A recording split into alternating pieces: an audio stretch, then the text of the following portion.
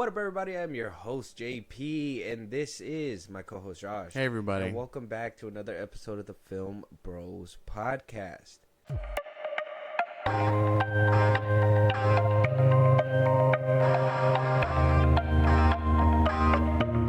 Welcome back, guys, to another Film Bros podcast live stream.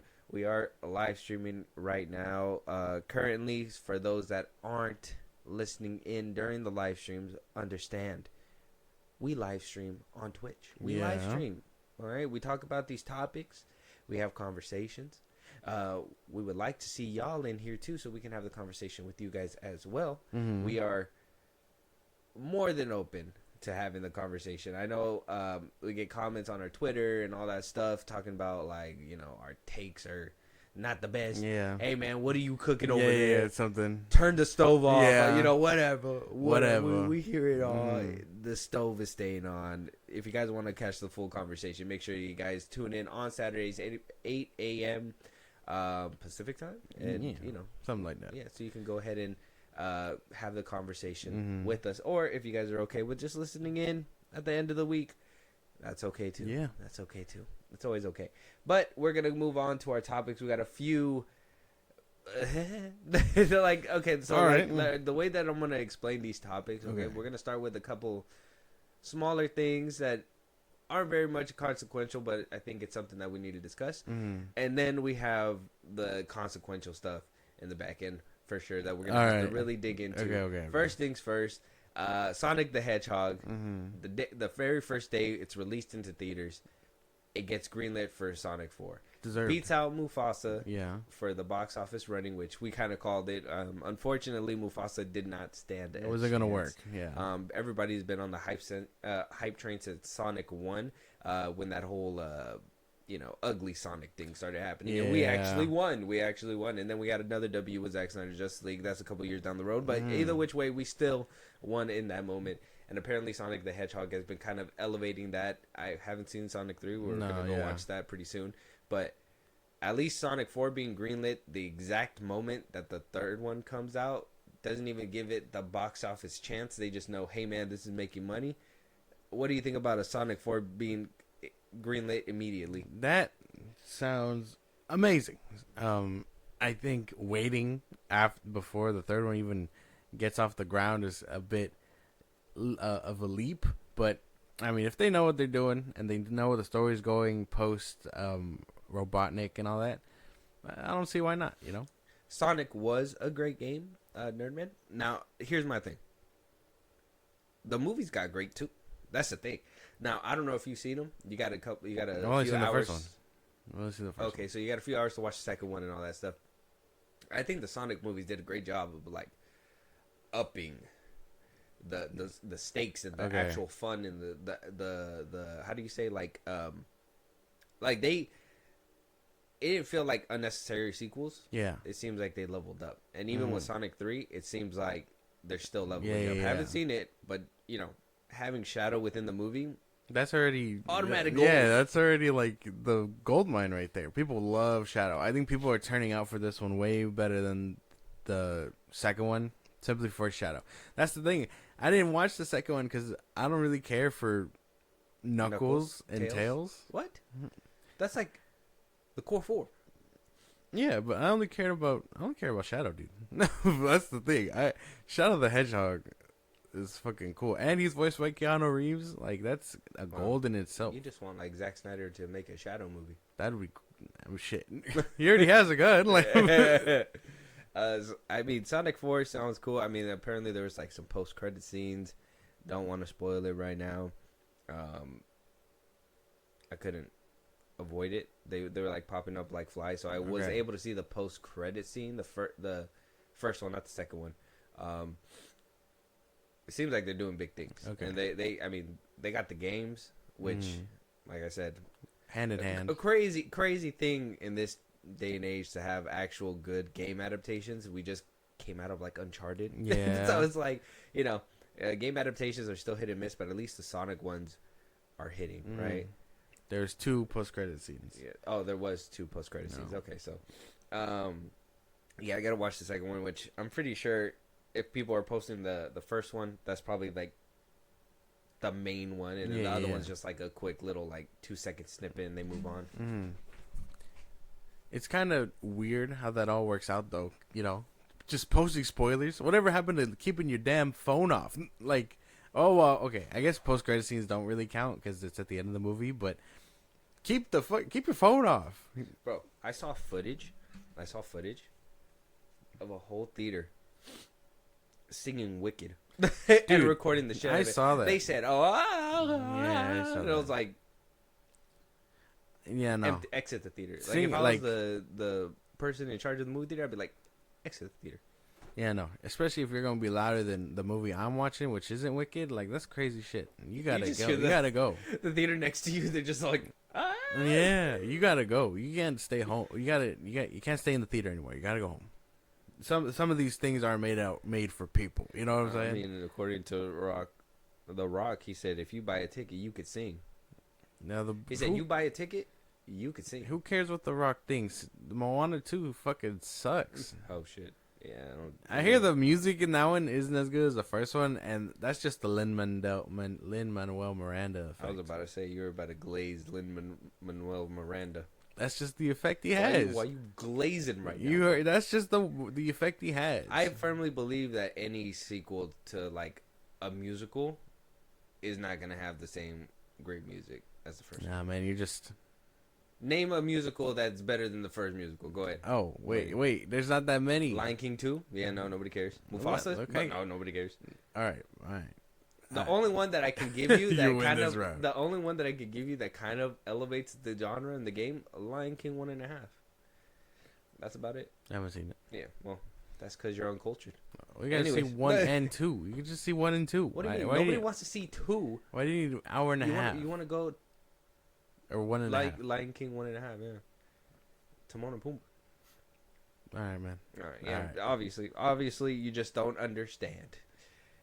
And I can't make you understand. But Sonic 4 being greenlit like immediately shows the confidence that Paramount has for this franchise. And apparently, I mean, the video games don't dry out, so we still have like a bunch of characters to kind of like go through when it comes to this franchise. Rock said the hierarchy of movie etiquette is about to change. Yeah. But even then, don't sing in my theater. Not just in front of the scenes, but behind the scenes too. I mean, if you heard our conversation when we talked about, you know, the whole bottle peeing incident, the one that he admitted to. Yeah. He said that happens sometimes. He says it's, you know, yeah, I'm late, but I pee in a bottle to make up for it. Yeah. It's like he's punishing himself like, The Rock, you pee in this bottle. Yeah. The urinal's right there. No. The Rock got to do his business in the bottle. It's gross. I was already late. I'm doing this for us. Yeah. Just listen to the trickles hitting the bottom of the Gatorade bottle. Sonic 4 coming out soon. Yep. Make sure you stay tuned. But Sonic 4 releasing in 2027.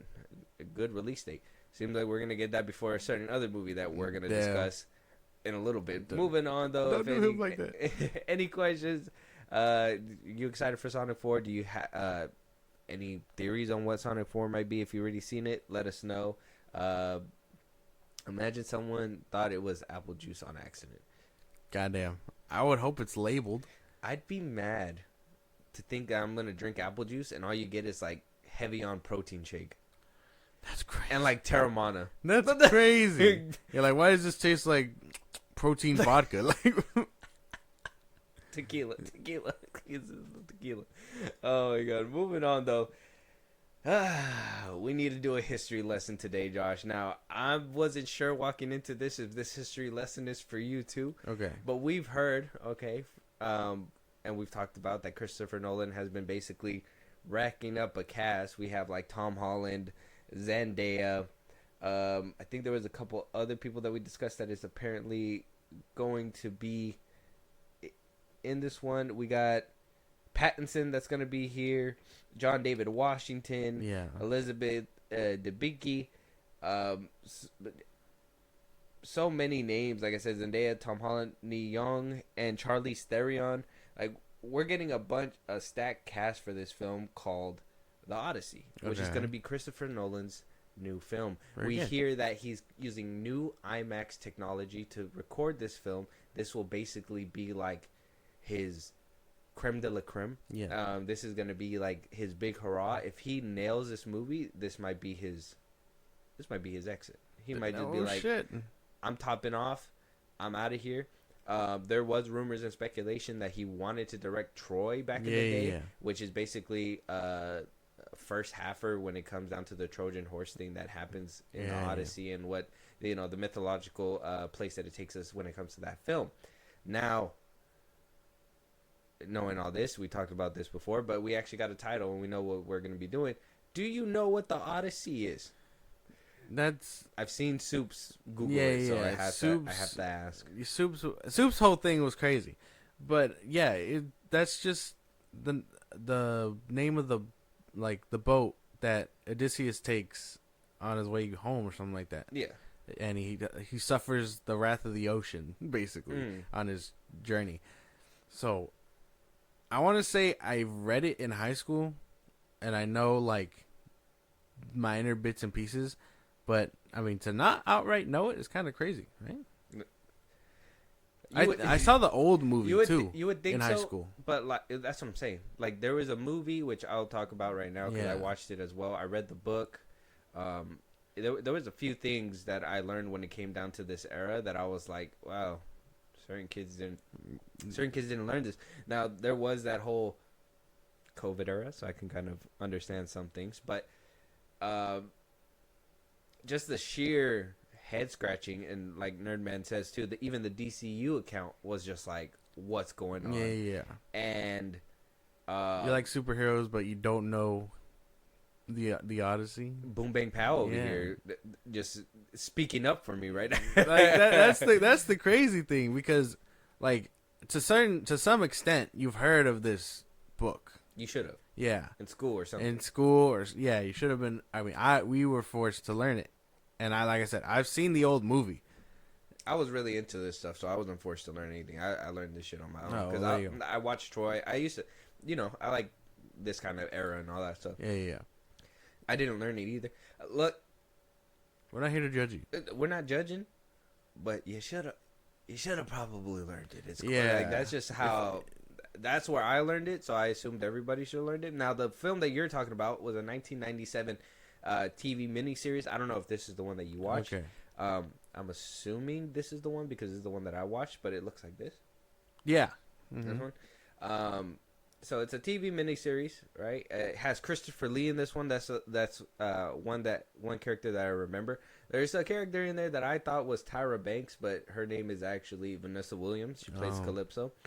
Like I said, Christopher Lee was in there. He plays Tiresias, and we got Armand Asante as Odysseus, and so on and so forth as the cast. Eric Roberts was in this one as well. Like I said, it's an older film.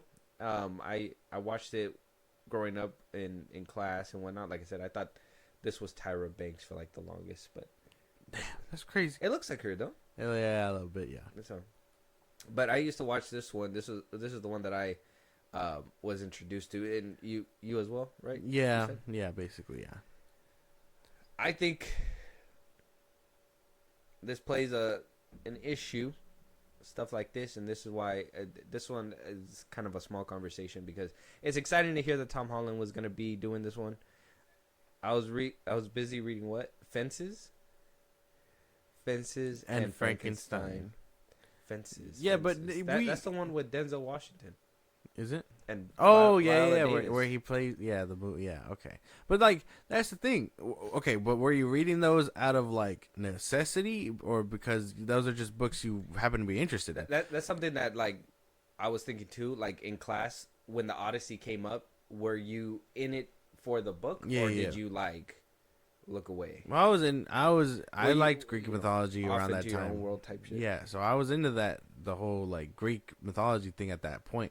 So anything that involved like the Greek gods, I was kind of into. So I knew about the boat and all that stuff, and he goes through his trials and tribulations with the ocean, and then but like mandatory reading was like the Odyssey, Of Mice and Men, and then the Great Gatsby.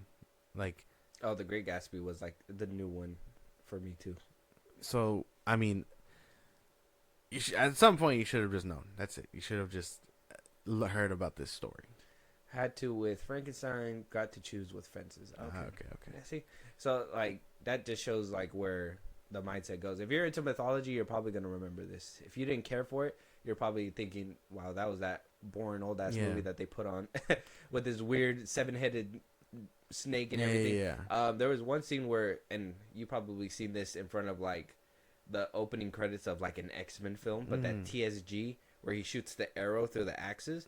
That's one of the trials that he has to go through, where he has to shoot an arrow through every single axe to the very end. That was kind of like, that was Odysseus and all that stuff too. Mythology's cool. It is cool, and I think it was heavy on display in the DCEU when Zack Snyder. Look, man, I'm about to get on my soapbox here. Look, it was heavily in the forefront when Zack Snyder was in charge of DC, and guess what? We had all these dumbass kids who did not understand. Soups, I'm looking at you, bro. I'm looking at you, bro. This is crazy. The DCU account, whoever runs that bitch, you guys are a bunch of idiots, man. I don't understand how the hell did we not get this. Yeah. Oh, Cersei, you flew too close to the sun. Everybody was scratching their head. Who the fuck is Cersei? And what the fuck is the sun? Like, we didn't just get Eternals. Like, come on, dude. This is ridiculous. It's so dumb. Anyways, rant over. All right. Okay. Well, I got nothing. I got somebody clip that. But like, I don't know. I think to outright tell people that you don't know a piece of literature and then get blowback and then be like, whoa, I didn't know it wasn't cool to not know things. Like, to take that high road in this whole standpoint is crazy, because you could easily think that's a high road. I don't think you being like, oh, sorry, I didn't pay attention to this stuff, or I didn't know about this. And then, and then Soups was like, oh, I want to use, like, he used like COVID and stuff like that. But if that's the case, then we had the same like high school experience, and I know about this. You know what I mean? This is like, this goes out to like, I think this is kind of like what I used to tell you about too, right? When we're like coming up with the podcast too, is like, we can't just be in our niche little box of like what movies we like to watch. We got to be able to expand ourselves and all that stuff. Same thing with your mind. Mythology, don't get me wrong, I got a taste of it in school, but I looked that shit up because I was really much interested. Now I understand not a lot of people are interested, but there's a lot of things that, you know, if you don't know about the Odyssey, you could look it up before you speak about it. You can Google it. You don't need to glaze the man and then be like, well, I have no idea, but I know it's gonna be great. It's like, well, yeah, you can know something's gonna like Picasso. I don't know if he's gonna paint a good painting, but we've heard his name multiple times. He's probably gonna do a good job. But like, there should be some kind of understanding of the things that you're viewing too, right? And if you don't get it, and I know a lot of people are like, well, stop using that whole thing where you're just too stupid to get it, and that's why you didn't like the film. It's like, sometimes it's true. Sometimes that's just the case. And I feel like it was proven when this news broke. Didn't even read the comics from what I heard, so of course they won't read other sources. Oh, Soups won't read comics. See, that's the thing too, right? Like comics too. I don't read a lot of them. I think I've read like a few of them. But if I need to look into it for something, I'll look into it. But it's just, I think something like this, where it comes to mythology and history and you know, the stories that were told to the people before us, it's like, maybe you shouldn't lose some of that history. I mean, that's kind of like the stuff that, like, in my opinion, holds you rooted to the ground, right? Because you're able to understand that there was lives before you. Yeah. This is the way that they kind of told stories. And now, if this is like the Odyssey, the 1997 one, this is how they used to tell stories. If you haven't seen Clash of the Titans, the older one, you should see how they used to make that one. If you haven't seen the first Nosferatu, but you're gonna watch this one, you don't understand the history because you haven't seen the original one, or haven't even looked into whatever. You know, it's the same argument that these fans or these comic book fans are like, you don't know Superman because you watched Man of Steel. You never even watched Christopher Reeves. You never read a comic book. You never. It's like the same thing except with mythology. Come on, dude. Like, so you can always like. So those people should be very quiet. I'm just saying. Yeah, people that are like, you don't read comic books, you don't understand. You can always gatekeep that kind of stuff. And like I said, how can you know and think about comics when that hails from the same like cloth from the Odyssey? it all kind of stems from that piece of like literature. Yeah. I don't know. It's crazy shit. I think Christopher Nolan taking this route is kind of cool. Like I can't wait to see what comes out of it. I think this is something that's gonna really expand him because he went from like sci-fi, like he's a sci-fi guy. So I'd like to see him go into mythology. I know he's gonna cook. He's gonna cook with IMAX too. Crazy. I'm seeing Nosferatu movie too. Bro, good luck, bro. Now, do you know of Nosferatu because of SpongeBob? Yeah, that shit used to creep me out. Okay. Yeah. Nosferatu. Yeah. And he just smiles. Yeah, he's just like, who's been flicking the lights? And it's like Nosferatu, and then it's him. Just that used a lot to of creep people. me out. I've been hearing a lot of people say like that's where they know him. That used to creep me out.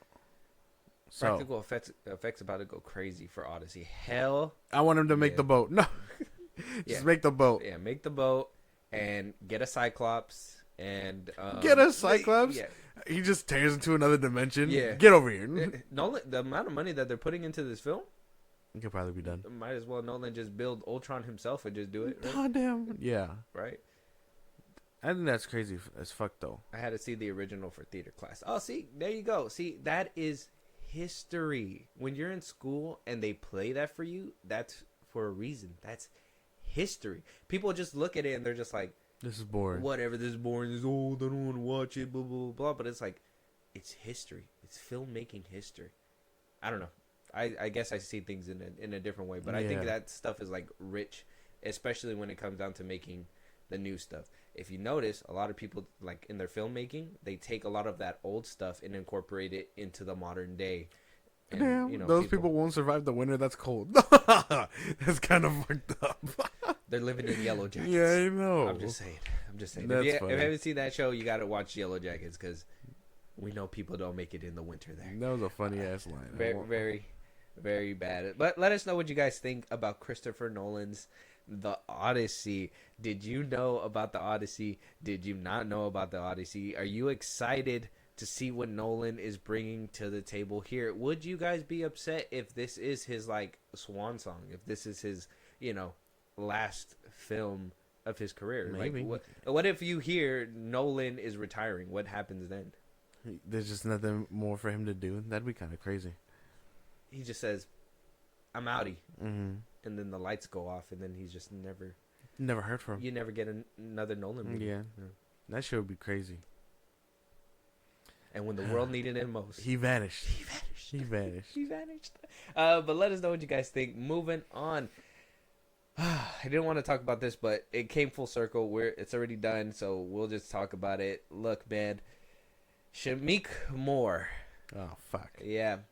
Shamiek Moore being called out by Laura Hurrier. So Shamiek Moore is the voice of Spider-Man, Miles Morales. Yeah. From Across the Spider-Verse and Beyond the Spider-Verse. Or Into the Spider-Verse, Across the Spider-Verse, and soon to be Beyond the Spider-Verse, if it does happen. I don't know at this point, but, maybe we get, different voice actor at this point. But that'd be crazy. Who knows? Shamiek Moore has been going through it, right? He has been clowned, ridiculed on the internet about not being able to have a girlfriend, right? Or at least date his MJ, okay? There's a lot of clips that came out where he's trying to kind of get at Haley Steinfeld, and she kind of dissed him. But now you find out that she's getting married to Josh Allen, and he kind of spirals just a little bit. He's just like, oh, man. Everybody's like, man, look at this. You couldn't bag your Gwen. You couldn't bag it. And, Shamiek Moore just fist in the air like, you motherfuckers. Internet. Every Spider-Man dated their co-star except for him. He really is the original anomaly. Yeah, basically that. It's fucked up. So he was unable to do that, and because of all the ridicule, I'm assuming caused this pressure to build up, and Shamiek Moore posted a what looks to be a video with the music. It's Shamiek Moore and Laura basically standing together, posing for pictures. She didn't take too kindly to it. She did not take too kindly to it because of the insinuation that was happening behind this photo, insinuating that apparently him and her are basically together. a thing. She came out with this video. I'm gonna play it for you so you can hear it. I don't know if you heard it in its entirety. We'll listen to her, and then we'll listen to his response, and we'll go from there. Hey, so I never talk on this thing, and I don't think I've ever actually like spoken to camera on this app. And I'm a really private person, so I don't really like to talk about my relationships publicly or anything really personal publicly, to be honest. But I keep seeing all these videos that I'm being tagged in with another actor, and people speculating what that is. It's really annoying me because I'm literally engaged, and that's important to me. And, you know, I'm in Hollywood, I get it, people do PR stunts, whatever, people like to get attention. But when he first posted that video, a friend sent it to me and was like, did you know that he put this up? And I was like, no, because that was taken a year ago at a party when somebody asked us to take photos together, and I guess somebody was filming it. And not sure why you would post that now. And so I texted him. We're not close, like I know him just from around. And I texted him, hey, can you take this down? I'm not sure why you would post that. Also, I'm literally getting married, and I don't like this insinuation that there's something going on between us, if that was your intention. And it's still up. Which is fucking weird. You're a fucking weirdo. I'm sorry, you're a fucking weirdo. And I'm fucking annoyed. So, I just wanted to say something because I don't like that. I don't like that. And my publicist is probably gonna get mad at me because I probably just shouldn't even be talking about this and just let it go. But that's something that's important to me, and I don't like my marriage being disrespected. I don't like feeling disrespected myself when I ask somebody to take something down that you're using my image to get attention with and not doing it. So yeah, it's weird. Anyways. Oh. So they took the photo a year ago. Okay. She didn't like that he posted it. She did it behind the scenes first, where she was like, hey, can you please take it down? People are thinking things. He didn't do it. And so that prompted her to make this video.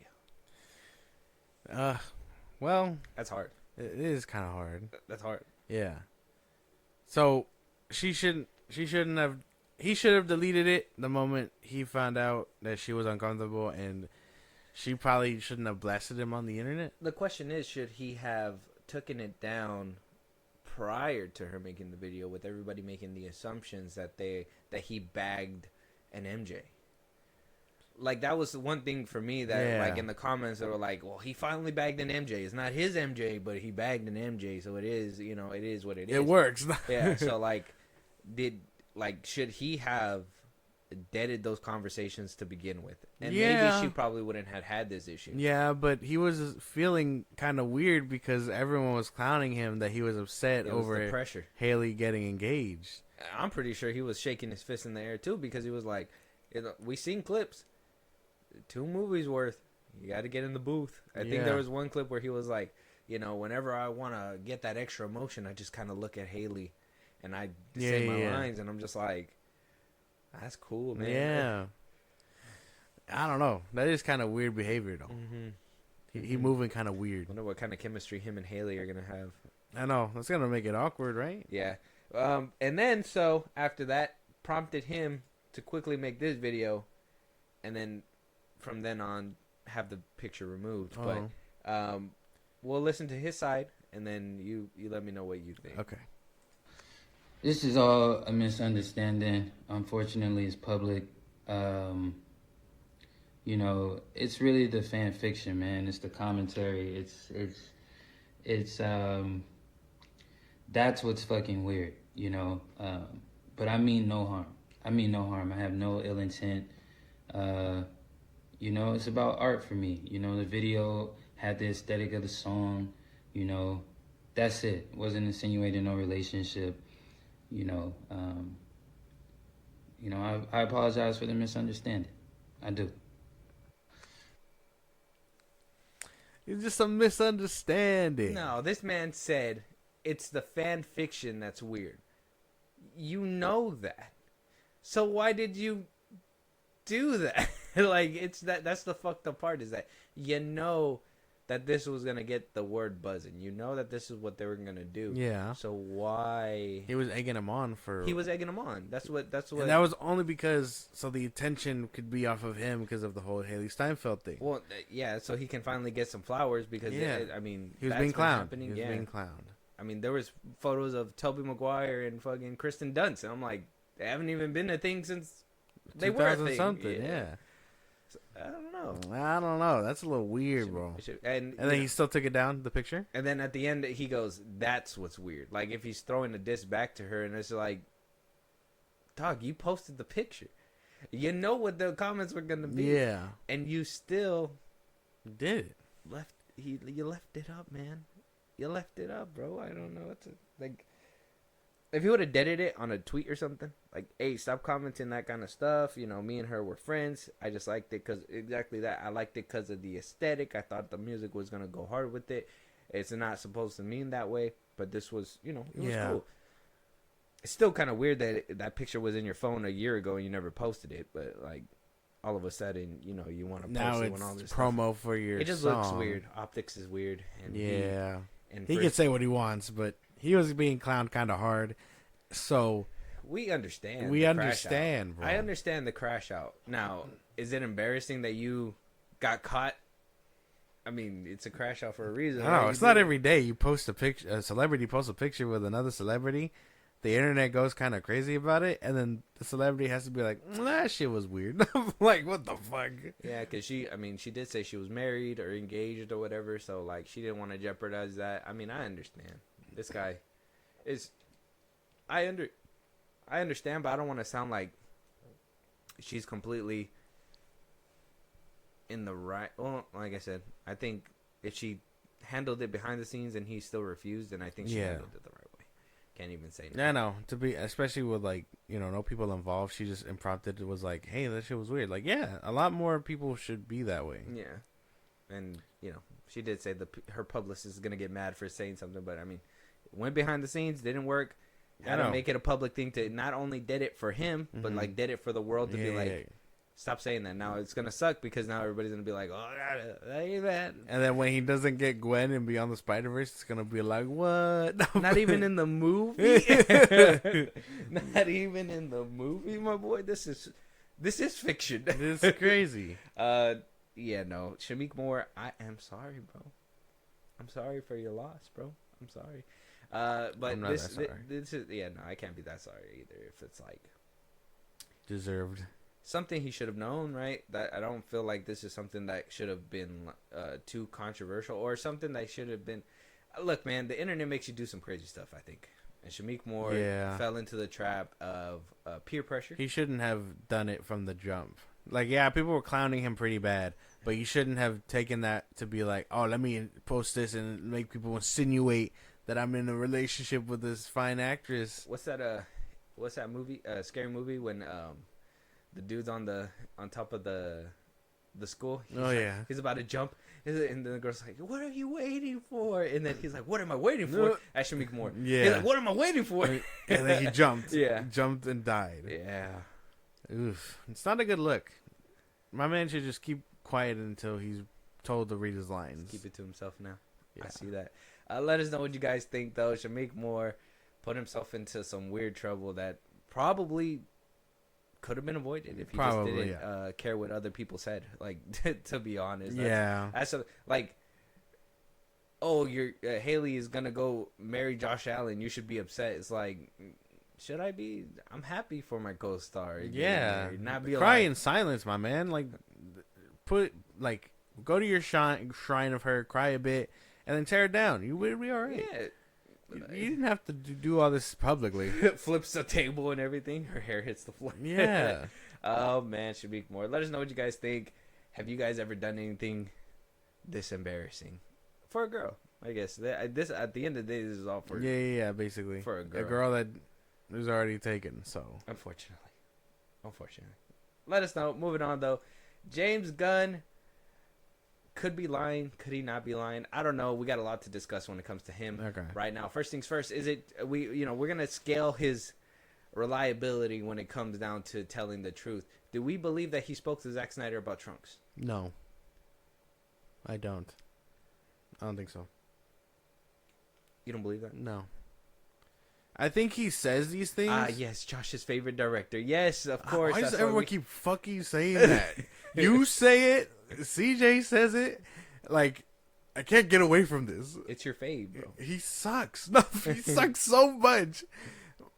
Like, the bane of my existence, I'm telling you. But I don't think so. I think when he says these things about, like, Zack Snyder, it's to rally, like, the fans that he knows are against him.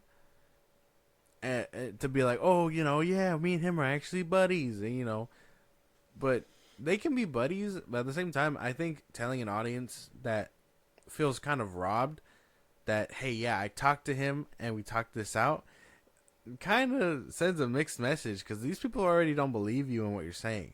And they're pissed off that their DC stuff is gone. So I don't think they believe you.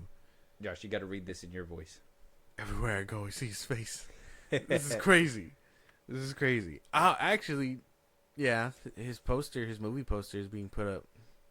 It is making it hard for you? Yeah. Yeah, so he did say that he talked to him and that basically he told him the same thing that we heard in a video one time where that he tried billions of versions of looking for Trunks for Superman and it just didn't pan out. And James Gunn said, well, I see that because it was very hard to figure out Trunks with this one. Like I said, a lot of people pointed out that that's what Zack Snyder said in the behind the scenes Man of Steel, little BTS clips that they had for Man of Steel. And so I don't know if I believe this 100%, but Josh, you need to read what Nerdman said, but you got to read it in your voice. Go ahead. Everywhere I go, I see James Gunn's face. That's crazy. Yeah. That's crazy. I just be asleep and he's just like, oh no. He's like Rocket Raccoon, Superman, Creature Commandos, Nathan Fillion as Guy Gardner. I'll be like, oh shit, Weasel. Oh no! I wake up. Oh my god. What did I do? I saw phosphorus in my dream. So James Gunn supposedly talking to Zack Snyder. I don't know. I don't believe this one. I don't know how true that is. I don't know how valid that is. I think if you know, like, here's the thing. Because if you know that the suit wouldn't look good with Trunks, that means they opted for this ugly version just to make the Trunks work. Yeah. Like, I that's so, like, disingenuous to, like, what you're doing. It makes it even worse for me thinking about it like this, is that you talk to another director, supposedly. Yeah. Tells you he couldn't do it. You do it yourself. You say, I couldn't do it. But then you tell us that Corn Sweat was the one that told you, no, Trunks. So you're telling me a director who's looked through billions and told you this is going to not work for you. Yeah. And you say, I see that. Is easily persuaded by a man telling you Superman should wear trunks because he should be a wrestler. Yeah. He should maybe not be afraid, or children should not be afraid of him. Like, you do that through demeanor and saving people. Not through Trunks on the outside. Not through chonies. Like, I'm not trying to take a side here, but I think the suit will look worse with Trunks. Well, that's what Cornsweat's wearing. Unless you mean, like, Man of Steel's suit, and in which case, yeah, don't give that man Trunks. I know people edit it on. To be honest, with the Man of Steel suit, I think it probably would have been able to incorporate the Trunks a little bit easier. Because of the way that, like, if they wanted to, they could have added symbolism to it, and that would have helped. Not just lines or whatever. Yeah, like lines or something that would have helped give it that trunk look. I think that there would have been a viable option there. Do I think an old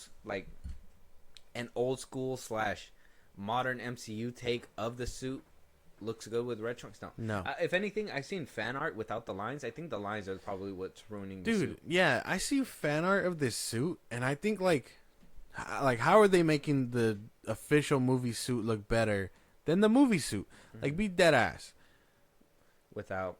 I think the MOS would benefit with like a rebirth type pathway of more red didn't have to be on the trunk. Yeah, I get that. That's what I was thinking too. Maybe like a rebirth or like how the new 52 is kind of is, but still, it's like I feel like there could have been a way, cause especially like where the belt's at and how it wings. I feel like there could have been an opening there for like red trunks if they really, if Zack Snyder really wanted to. But I think that in his mind, he's like, trunks aren't cool. So I was like, in Zack's mind, it was like, trunks aren't cool. So it was probably very hard for him. Yeah, I'm pretty sure he wanted I agree that you can try it and you can go through dozens of like prototype suits. That's what every movie does. Every superhero movie has always tried like more than one suit. You know what I mean? But you land on that suit because it not only does it fit story or an aesthetic, but it's for overall look. And I think settling on a look that you already tested out and knew you didn't like, all because an actor told you to go for it, that's just weird to look at. Because now it feels like I'm robbed because this suit I could have liked this suit, but you slapped on all these unnecessary things like trunks and lines that just ruins it for me. I think the I hate that belt. Nerdman, do you like the new Superman suit? Do you like the suit? I don't know if I asked you. Yeah, I don't know if I've asked you either. Do you like the suit? Do you like the trunks? I mean, like, what are your do's and don'ts when it comes to the suit? But I do think that the lines are what's ruining it. I do think that there's no way to modernize stuff with like old clunkiness. Nowadays, a lot of the modern stuff is sleek. A lot more like the boots. If he would have made the boots a little bit more like with the suit that made it like sleeker, like it just looks clunky. It looks like heavy boots for what? It looks like he's like wearing like a puffer like jacket or something. Suit's fine lines are stupid. Yeah, basically. I think the suit, like I said, the fan art of the suit without the lines is a lot better. It's on the same field as MOS. It both does do the thing I love and hate. The MOS suit is peak, man. I don't know. Yeah, the MOS suit, I can't even. I mean, maybe because it's not bright blue and red, except for the cape, but you get the bright blue or like the darkish navy blue with BBS. Yeah. So maybe that suit's better than the MOS suit. Maybe. I think that one's probably like the best one, only because the colors pop, unlike MOS. Unfortunately, I like MOS's dark suit. I do like MOS's dark suit too, but I think the popping of the colors. And I know people had a problem. I know people had a problem with Brandon Ruth's suit being like too muted. Bright blue and almost brownish red. But I thought that suit looked pretty cool, and this was before the era of like superheroes. Well, yeah, that's why. I think it was only small though because this is, like I said, that was still in the era of like before superheroes were meant to be jacked and stuff. So if Brandon Ruth was a little bit more like lean and stuff, I think perfect example when you see him in the CW or whatever, like as Superman, that there's a big difference. He looks good in that Kingdom Come suit because he has a little bit more like weight to him. But I assume they also made the S bigger though. Yeah, the S was bigger. Yeah, because he had a lot more weight to him, and you can see a big difference in scale because Brandon Ruth in Superman Returns was a lot thinner because they wanted to capture Reeves, and Reeves wasn't all built like that. Oh, okay. Love the symbol of MOS. The white stuff on the suit looks bad to me. Yellow on the crest sucks. Love the colors on David's suit. Symbol is not my favorite, but I like the history of it, but I wouldn't have mind a classic one. Okay. Shame. You can have your opinion. Yeah, opinions are okay.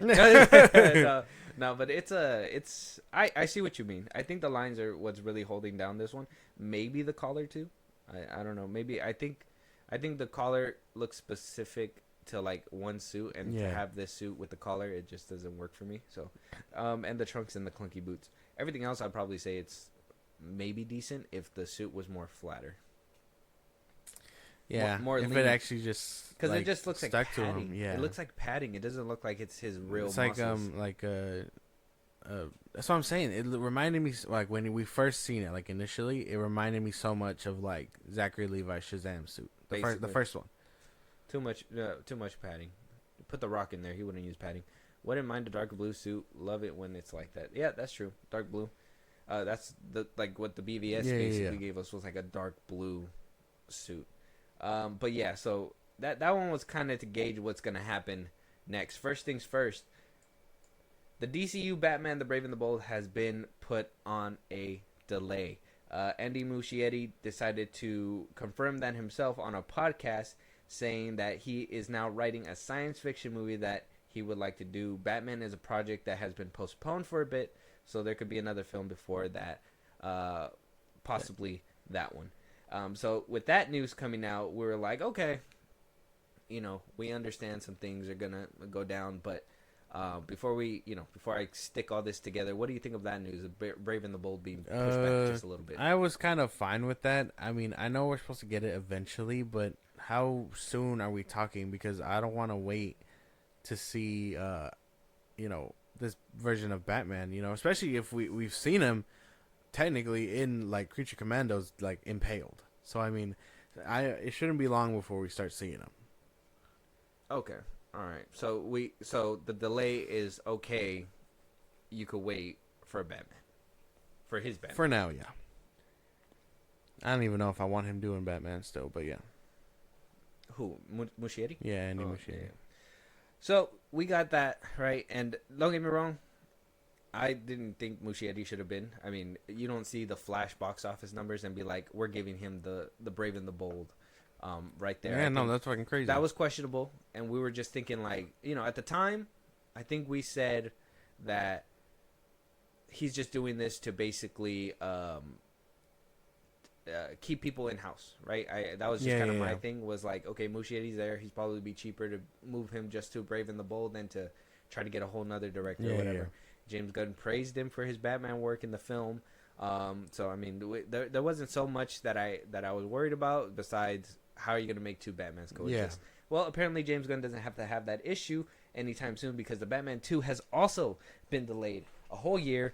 Now it's going to go ahead and be released on October 6th or October 1st, 2027. Oh no, October 2nd, went from October 2nd, 2026 to October 1st, 2027. So a whole year shift. Still going to have that IMAX feel. It's going to have all that. Matt Reeves is supposedly working at it, but we got two Batman films that are being delayed. A report saying that the DCU Batman may be folded within, or Matt Reeves' Batman might be folded in within the DCU. Lots of rumors going on. A few options to do, but what do you think about two Batmans being delayed? I think this seems like a big plot to try and force him into either force him to cancel it so they can greenlight Brave and the Bold as fast as possible, or fold him in so he can be the DCU's Batman. And in which case, both are a bad case of studio interference. And I think wanting one or another is kind of crazy, actually. Oh, so you think there's only two options on the table? Yeah. My mind went to four. Yeah, no. So we have four options here. Okay. One is the rumors that are happening. We don't know. Apparently, there's rumors that Matt Reeves is going through some things personally in his life. Okay. Some people are pointing to divorce. I don't know. That's option one. That apparently that's happening. Two, he's a slow writer, and he's doing Batman Part 1 and 2 back to back, or Part 2 and 3 back to back. Matt Reeves, right? There's option three, where James Gunn is gonna fold the Batman into the DCU and make him the permanent DCU Batman. Okay. But Matt Reeves could be possibly resistant to it. Apparently Robert Pattinson wants to be a part of it from behind the scenes. That would mean there would only be one director for the Batman, and that would either be Matt Reeves or Andy Muschietti, and in my opinion, you're pushing out Muschietti and not Reeves, right? The last option, the last and final option, they're waiting to see how Superman does. And without Superman succeeding, you're not getting this slew of DC content that James Gunn said that it's supposed to take off. Yeah. I do think that Creature Commandos, though he does say it's the most watched show on Max, blah, blah, blah, blah. I do think it's a lot of horse shit, especially, after we did the little gauging of is James Gunn a liar? Yeah. I do think that he is pressing on with his plans like he should, but I do think that there's a lot riding on this. So those are my 4 options that I think is happening. Any of those sound?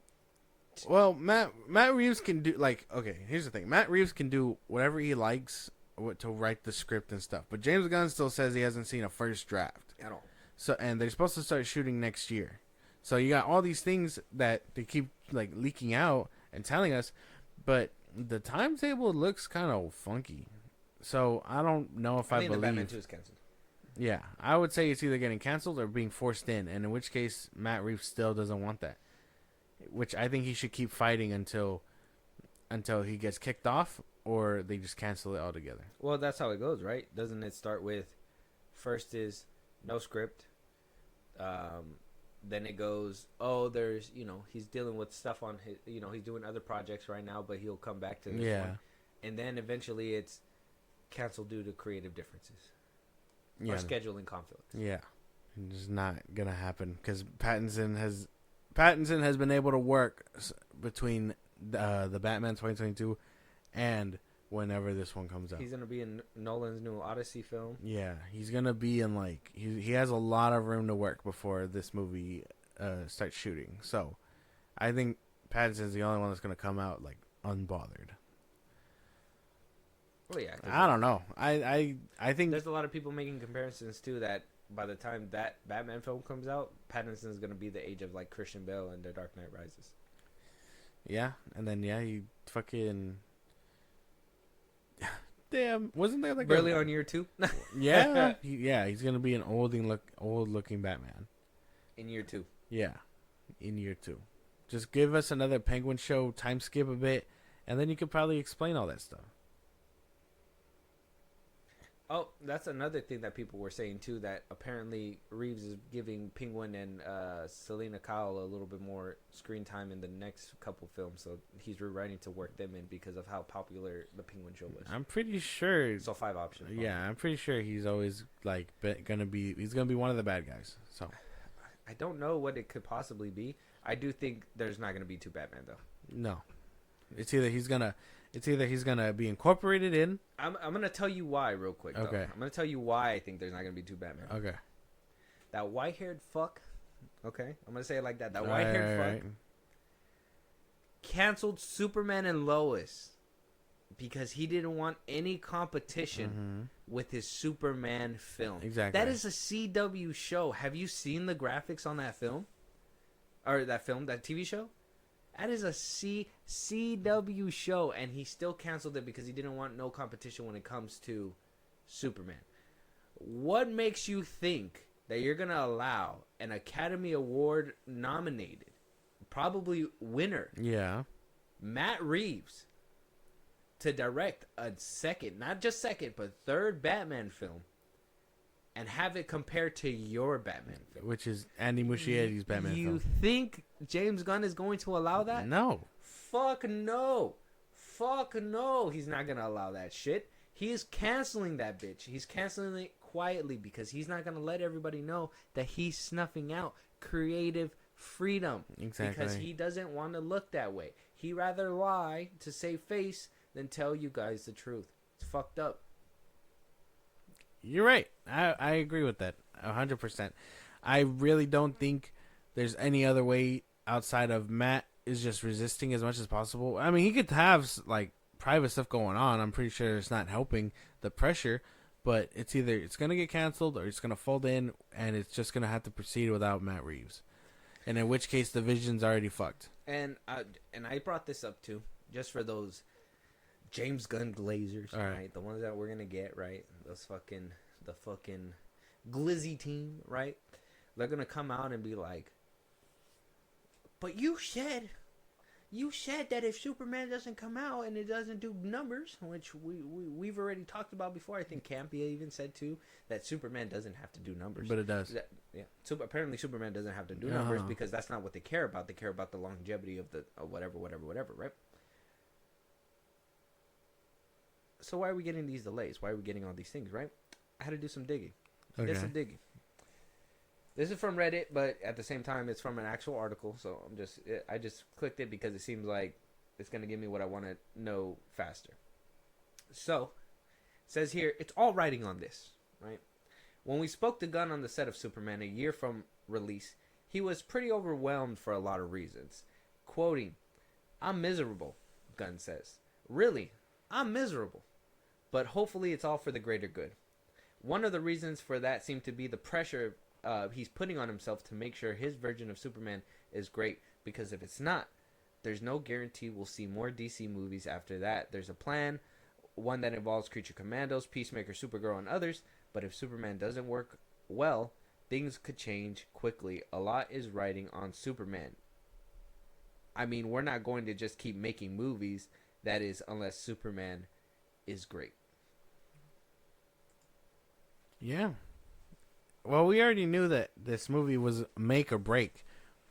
But yeah, I don't think every movie's gonna tank after that. I think they should know that.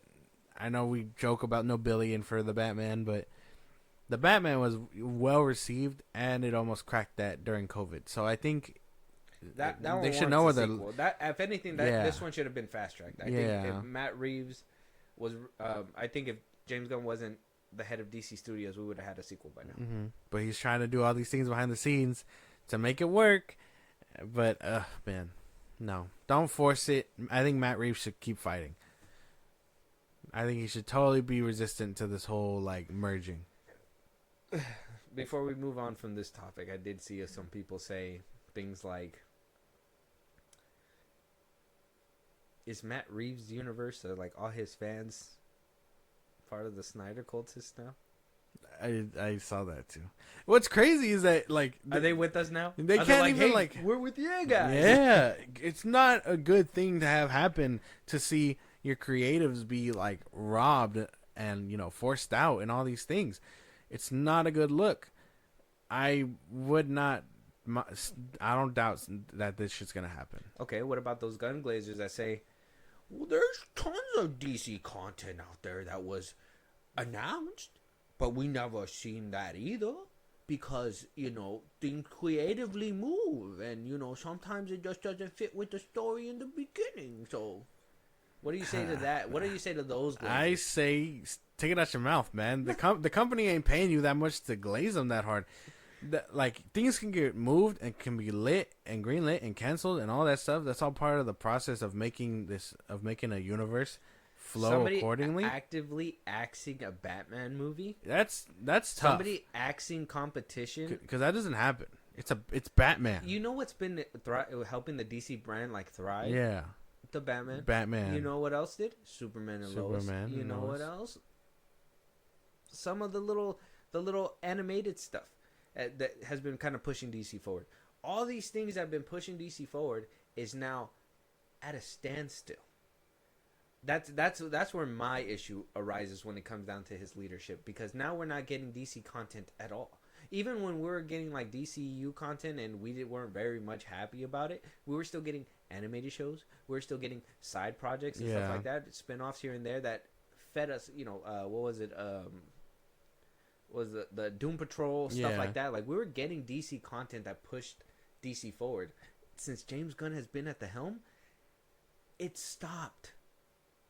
It's all gone. That's because everything is... Why is it all gone? Didn't he say that we're getting cartoons, video games, movies, everything interconnected? Why is it all gone? That's because everything is trying to be coordinated under his watch. He's not doing anything film-wise, animated-wise, or I mean, TV shows are in development, but it's all going to fall under the same umbrella.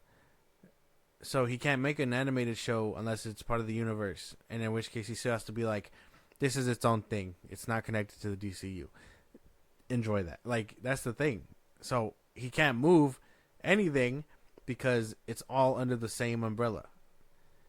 But we were getting Young Justice. We were getting every single DC show under the sun. Like, yeah, I don't know. You're right about the whole... I didn't even think about that. Yeah. Whole last dry spell for a year outside of, like, the Penguin. From DC... Yeah, well, outside of the Penguin, which...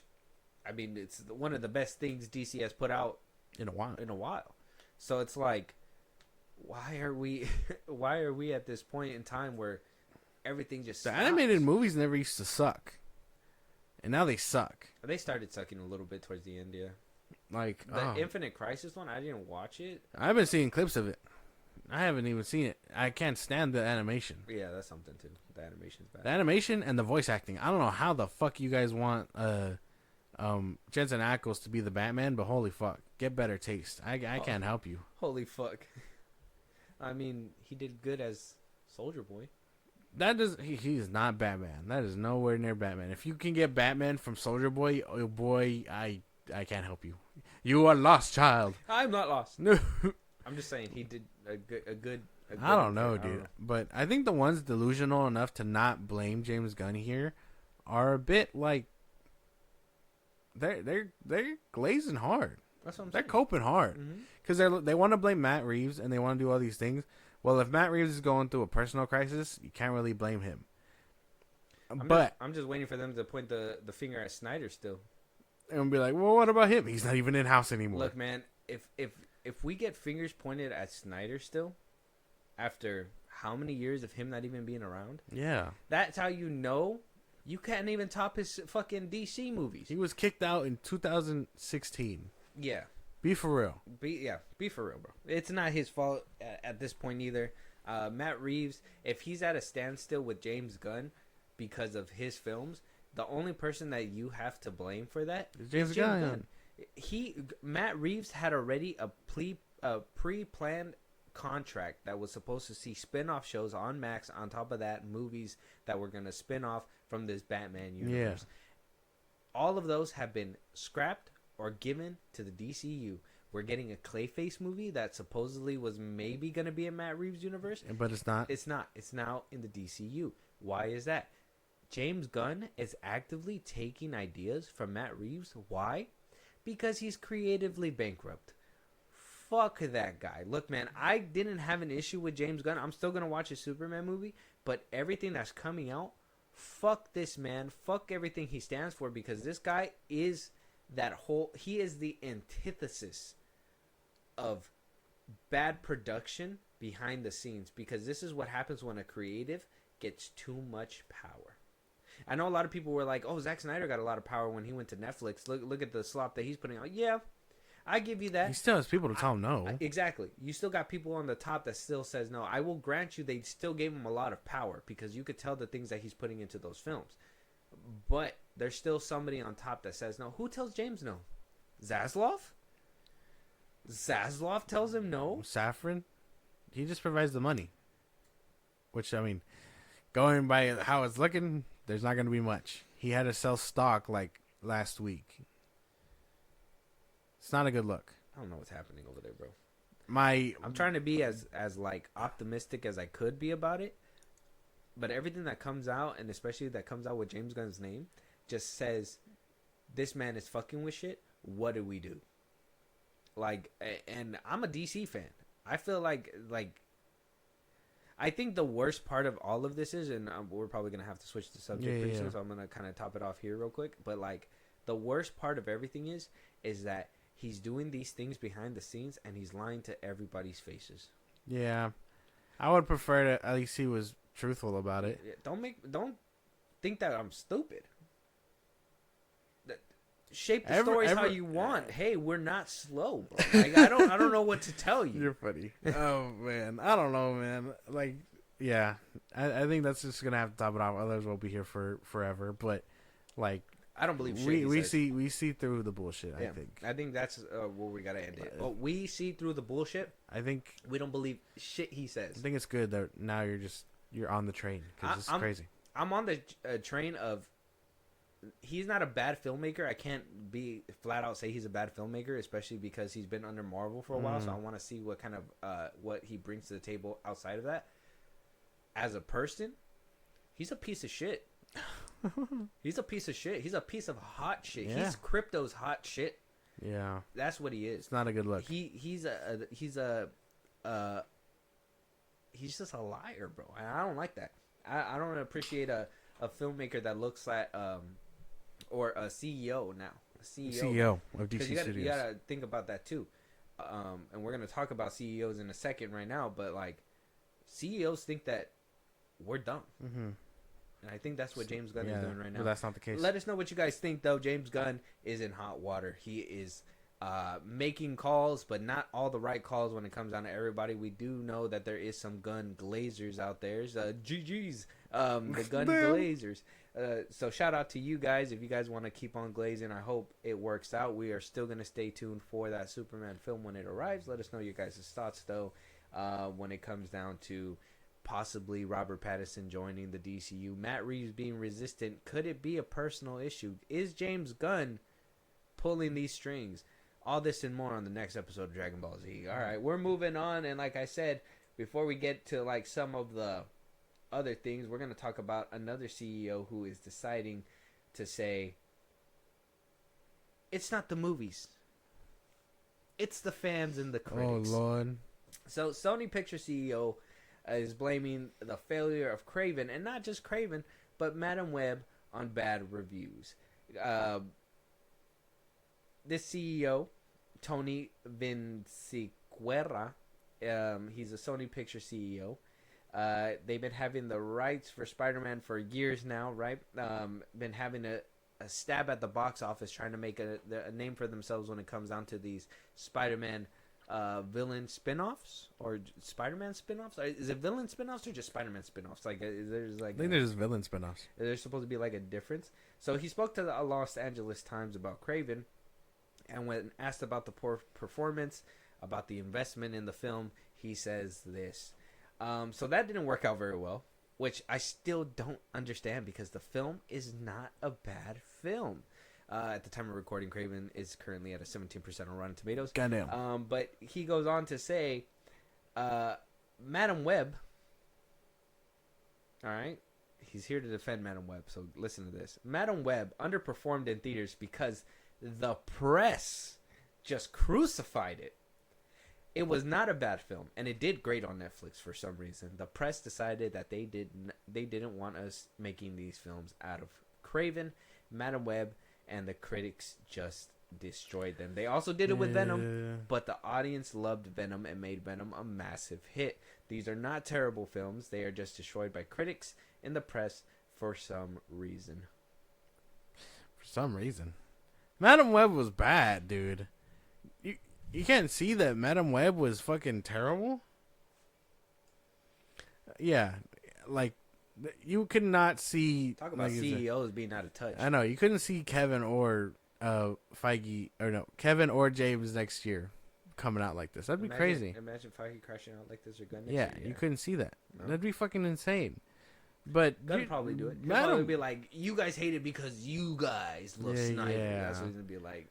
Like, it's not about me. It's about these fandom wars or whatever. But no. Madam Web was bad, dude. Madam Web was bad. That was a bad movie. Like, I'm hearing Craven's no better. I haven't seen it, but I don't know. I'm still interested in checking it out. I mean, but I'm gonna wait for probably, streaming. Oh, yeah, I'm gonna wait for Netflix. That's probably why he does so good on Netflix. Everybody waiting. Yeah, but like, no, these movies are bad.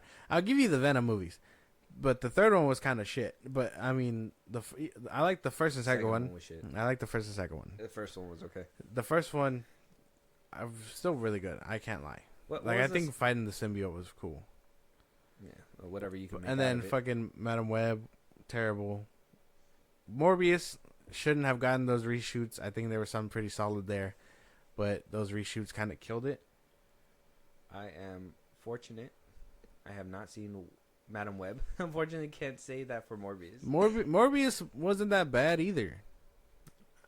Stop. If you gotta say that bad, I mean, like, it was okay. I enjoy it because it's like a guilty little pleasure. they But fucked like, up the moment they put Spider-Man in the trailer. And yeah, took him out. that's why those reshoots killed that movie. That was a studio interference thing, trying to play big ball with the Marvel and just. And we gotta be honest here too. We got stacked casts, right? Venom, Tom Hardy. Yeah. We got Morbius, Jared Leto.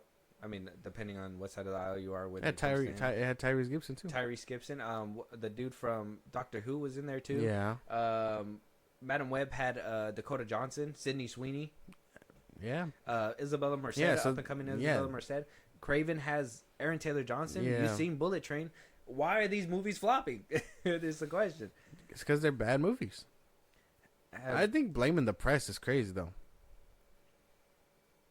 Have sex has been playing over my head since the movie, and I've been going insane. Did like the 1 billion. The fucking when he's talking about when Matt Smith is like dancing or whatever. Oh, when he that the one good scene in the film.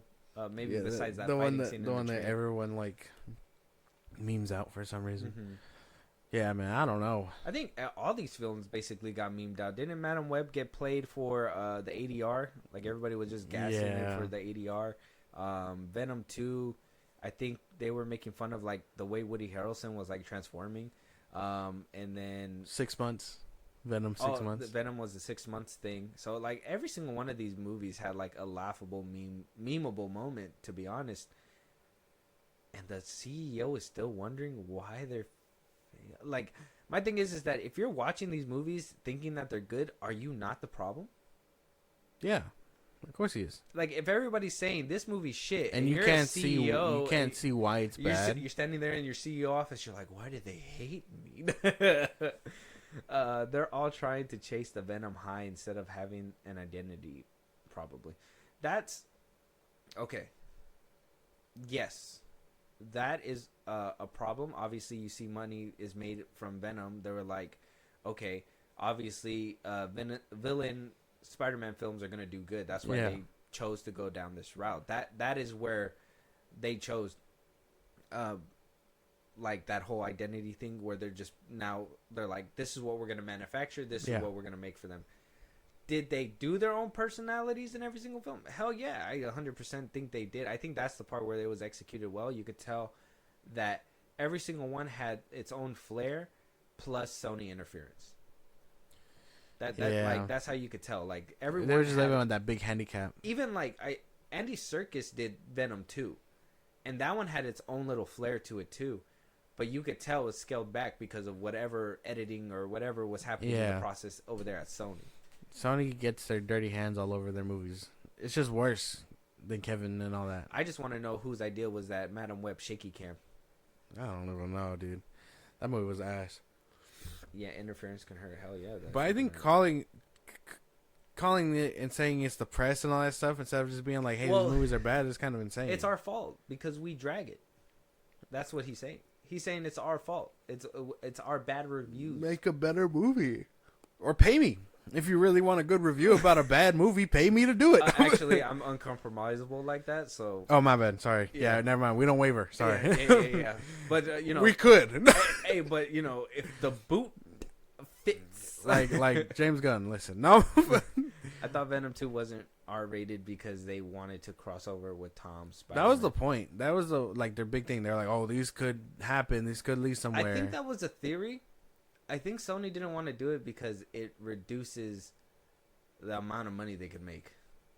That's true. A rated you R, alienate you can't teenagers. Bring teenagers or children into it. PG-13 rating you can. And without a big... I'm pretty sure they thought about this too. Without like a big pull-in like Spider-Man or like a big pull-in for like interest to bring people in, they needed to make the net wider to get as many as they can, so they went. They opted for PG-13 all the time. I do think a lot of these films probably would have benefited a lot more if they were R-rated, though. Venom being a lethal protector sounds pretty cool, but there wasn't very lethal protecting. You know what I mean? He barely did lethal stuff, and even then, it wasn't as bloody as you'd expect. So that probably stuff could have done it with a little bit more blood, but then you lose the PG rating. Morbius should have been treated like a villain instead of being the hero of the story. And then Madam Web was a mess. I can't even tell you where to start with that one. And Craven looks the same as like Venom and Morbius, but it sounds more realistic to have him be the anti-hero too, because he hunts people and he hunts poachers. So that's like Craven? On brand. That's on brand. Should have gotten eaten by sharks. Like that one, What If? That's fucked up. But yeah, probably. I don't know, man. I mean, if you can't see like the shit you're producing, what are you doing? Yeah, I don't think it's bad reviews because there's an easy fix. You just make good movies, right? Yeah, like, that's the easy fix. Be proud of the movies you're making. I feel like negotiating to pay somebody for good reviews is harder than to just actually make a good film. They do it all the time with soups. It can happen. That's true. I mean, my man is glazing Superman, and he was able to take a photo op with like James Gunn and the crew. I'm pretty sure he's gonna glaze. He's gonna be 100%. paid to do that shit. Any review that boy puts out, don't listen to that shit. It's unworthy. It's untrustworthy. And then the contract expires, and he's like, "That shit was terrible." Like, yeah, but you got a bag for it. So how terrible was it? Yeah. He's like, not terrible for me. I got free tickets. Yeah. I was able to rent out a theater. I got merch. And like, it's just, that's just fucking crazy. Must be nice, but it is what it is. I do think that the CEO is tripping. All right. I think if anything, we should be looking at who's the guy? Who's the A-Rod? Oh, AV A-Rod? AV A-Rod and Amy Pascal. She's sleeping with Fahi. No, I'm sorry. Allegedly. Yeah, the CEO should be looking at the film department and be like, "Hey, what are we doing?" I'm telling you, man. Fahi pillow talking Pascal to slip up like this, man. I'm pretty sure. If anything, he's doing it to AV. It's all a plot. Listen. Bring the camera closer. Oh my gosh. Okay. All right. The CEO's watching the good version of the film, right? Okay. After that, comes back down to Amy Pascal. Amy Pascal, all happy and shit that she got a good film, goes to Fahi. It's like, they get to pillow talking, right? After the couple of bang bangs, right? Right? After the bang bangs, they start pillow talking. Okay. Fahi hits him with the, look, man, I don't know how our Spidey films are going to make it. You know, Tom Holland already going through its own little, like, controversy because of how, like, you know, they're redoing the films or whatever. Just fuck up this film. Put some crazy ADR in there. What the fuck? Edit that shit. R-rated? Go PG-13. You make more money. Amy Pascal's like, yeah. This is crazy. And then they somehow get AV A-Rod involved, and boom, there we go. He's also having sex with Kevin. You're like, what should I do, Kev? Yeah. You can follow my nuts. This is all alleged, but this is something that I think could possibly be happening. What is bro cooking? I'm telling you, we keep the stove on even if we're burning shit. I'll just say this is the plan to take down the Sonyverse. Right. Potentially get the Spider-Man rights back. That's what Feige's doing this for. He's playing the field. You feel me? He's playing the field. Yeah, he's fucking AV A-Rod and Pascal. Yeah, that's funny. Yeah. You know what? I think with they just want the rights back. I think with the way things are going, this could be okay. You might be right. Yeah. And the CEO's just like, where's the film that I was watching? Yeah, I know. Who do I got on? You know what? We just got to tell him to watch the Netflix version. He's going to be like, Pascal, what the fuck is this shit? Yeah. This is the one I watched in my He has to watch it to about send a it year back ago down. after reshoots. I mean, before reshoots. Shit. Like, you did reshoots? Yeesh. You're supposed to make it better, not worse. That's crazy, dude. Yeah, dude. So I think moving forward, we gotta take a look in the mirror and get good reviews to bad movies from now on. Yeah, we can do our best. Be like, it was bad, but they tried. Yeah, just a little pat on the back. You know? We're like, good job. Yeah. Here's your what is it? Consolation prize. Yeah, participation award. There you go. Bang. Little trophy. Good job. No. Oh fuck. Make a better fucking movie. Yeah, basically. If you're gonna make shit, expect shit. Like something might drop in July 2025. If you're gonna make shit like that, expect it to be dog walked. Okay? Expect it to not see the light of day again. Okay? You make shit like Shazam 2, Aquaman 2. We're gonna talk shit about it. Stop playing. Stop. You make Morbius. How do you not watch Morbius and be like, yeah, they're totally not gonna laugh at this shit. Like, how do you say that to yourself? You don't. You just laugh anyway. You just do it. You just put it out and let the audience decide. I feel bad for Tyrese. I don't. He hyped it up so much. No, he's too busy crying about his child support. He'll be alright. I think he's like something about taxes or something. Yeah. Anyways, let us know what you guys think, though. Should we be giving better reviews to bad films? Is the CEO right? Should we just review a bad film? Should we just, once a year, just do a very low rated thing? I think we should discuss the Venom trilogy one of these episodes, and then we'll just see if the CEO is correct. And I'm gonna bring up this article when we do that. All right, and we're just gonna see if the CEO. You know what? No, let's go one further. Let's just rank all the Sony movies, all the Sony villain movies. You know what? The universe is dead anyways. Yeah, it's time to say goodbye. It's time to say goodbye. We did it for the DCEU. Time to flush the toilet. Yeah. I mean, to bury it in the ground. Put it 6 feet under. Yeah, you're right. That's crazy. All of them are gonna be. Craven should end up on streaming soon. Yeah. So we could probably do that. Hell yeah, that would be fun. Hell yeah. Let us know what you guys think. Moving on though, we got Captain America: Brave New World, over there at Marvel, possibly being covered by Fahi, Anthony Mackie, Harrison Ford, and producer Nate Moore. I don't understand what is up with this film. I don't know why the damage control is happening before the film comes out. But it's not looking too good for this film. I'm just saying. Bad movie review and Sony ranking sounds fun. Be down. Hell yeah. We'll get it done. We'll get it done. So we do have some conversations. Obviously, they want to know about the name change, right? So if we remember, Brave New World at one point was supposed to be called Captain America: New World Order. Yeah. We were supposed to get the New World Order. There was supposed to be Serpent Society. There was a lot of rumors coming out that this film was supposed to be something completely different. At one point, they didn't even have in the script to acknowledge, I think, the big celestial that was coming out of the sky, or the ground. Yeah. But now they're addressing all that. They Empire confronted them. They said, "Hey, man, we have questions.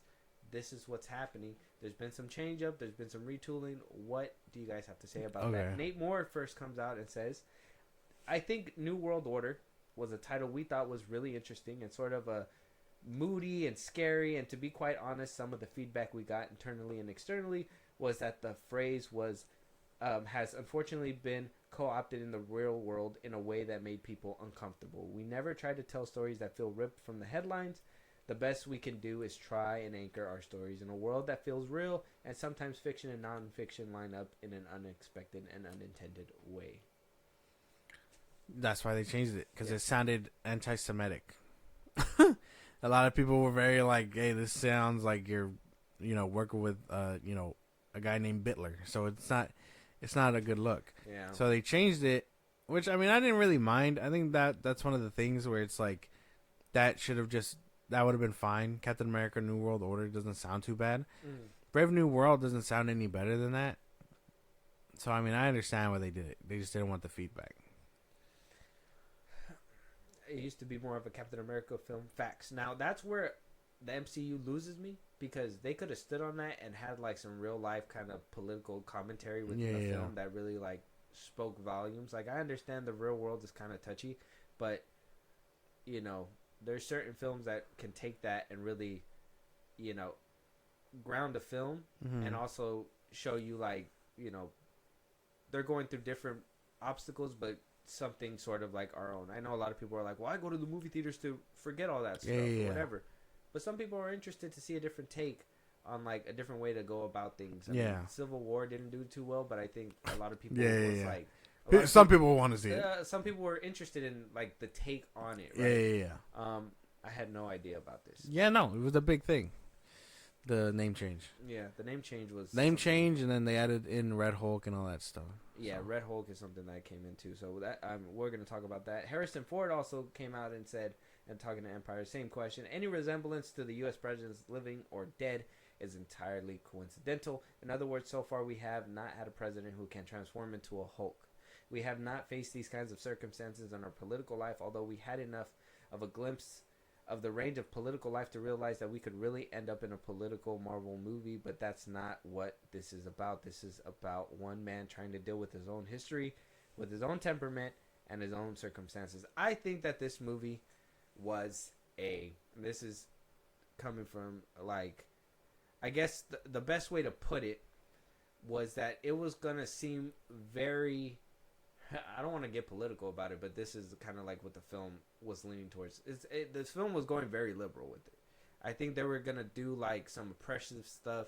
They were really going to stick it there. I think that they're, kind of like what they did with Snow White, where they were like, we're not going to use dwarfs because Peter Dinklage was that's disrespectful. And then they opted to CGI them anyway. So it's like, there's a lot of stuff that, in this time, especially in 2020 and COVID and all that stuff, a lot of this, like, SJW stuff was coming out that it, Marvel was really very much implementing. And then after all that stuff passed by, they were like, well, a lot of people aren't interested in this. And a lot of people don't think like this. So I think that's what a lot of this change came from. Yeah. Where, like, now they... added the Red Hulk and all that stuff, so it's not so resemblance to political stuff in real life. Basically, because I mean, Ross's whole like presidency, even in the newer trailers, reminds me of like old presidents. Mm-hmm. You know, was it Reagan? He was the most like aggressive president, just for the way he did things, right? Almost being impeached and whatnot. Yeah. So, I think that's why he threw in that quote too, where he's like, "Any resemblance is just coincidental. It's not based on anything real." But that's just, I mean, he's played the president before. Yeah. So he knows like what these things are like. I think him saying that, it was just a quick like fix to be like, oh, we're gonna see some resemblances. Yeah, but Marvel is very much under like scrutiny for that. Yeah, right? Like they're very much looked more because, you know, they got a bigger fan base. Okay. Where you can make a niche film like Air Force One for certain people. Some people are gonna look at it and be like, I don't want to see that shit, right? Like it's too real for some people. I thought people craved realism in comic book films. See, that's going to be a video in itself. I was already kind of cooking that up in my brain. I wanted to have that discussion, especially with James Gunn's Superman coming out. Yeah. Being all fantasy and everything. We'll touch up on it right now a little bit, but this is going to be a whole episode on its own when we have, like, no topics and stuff like that. But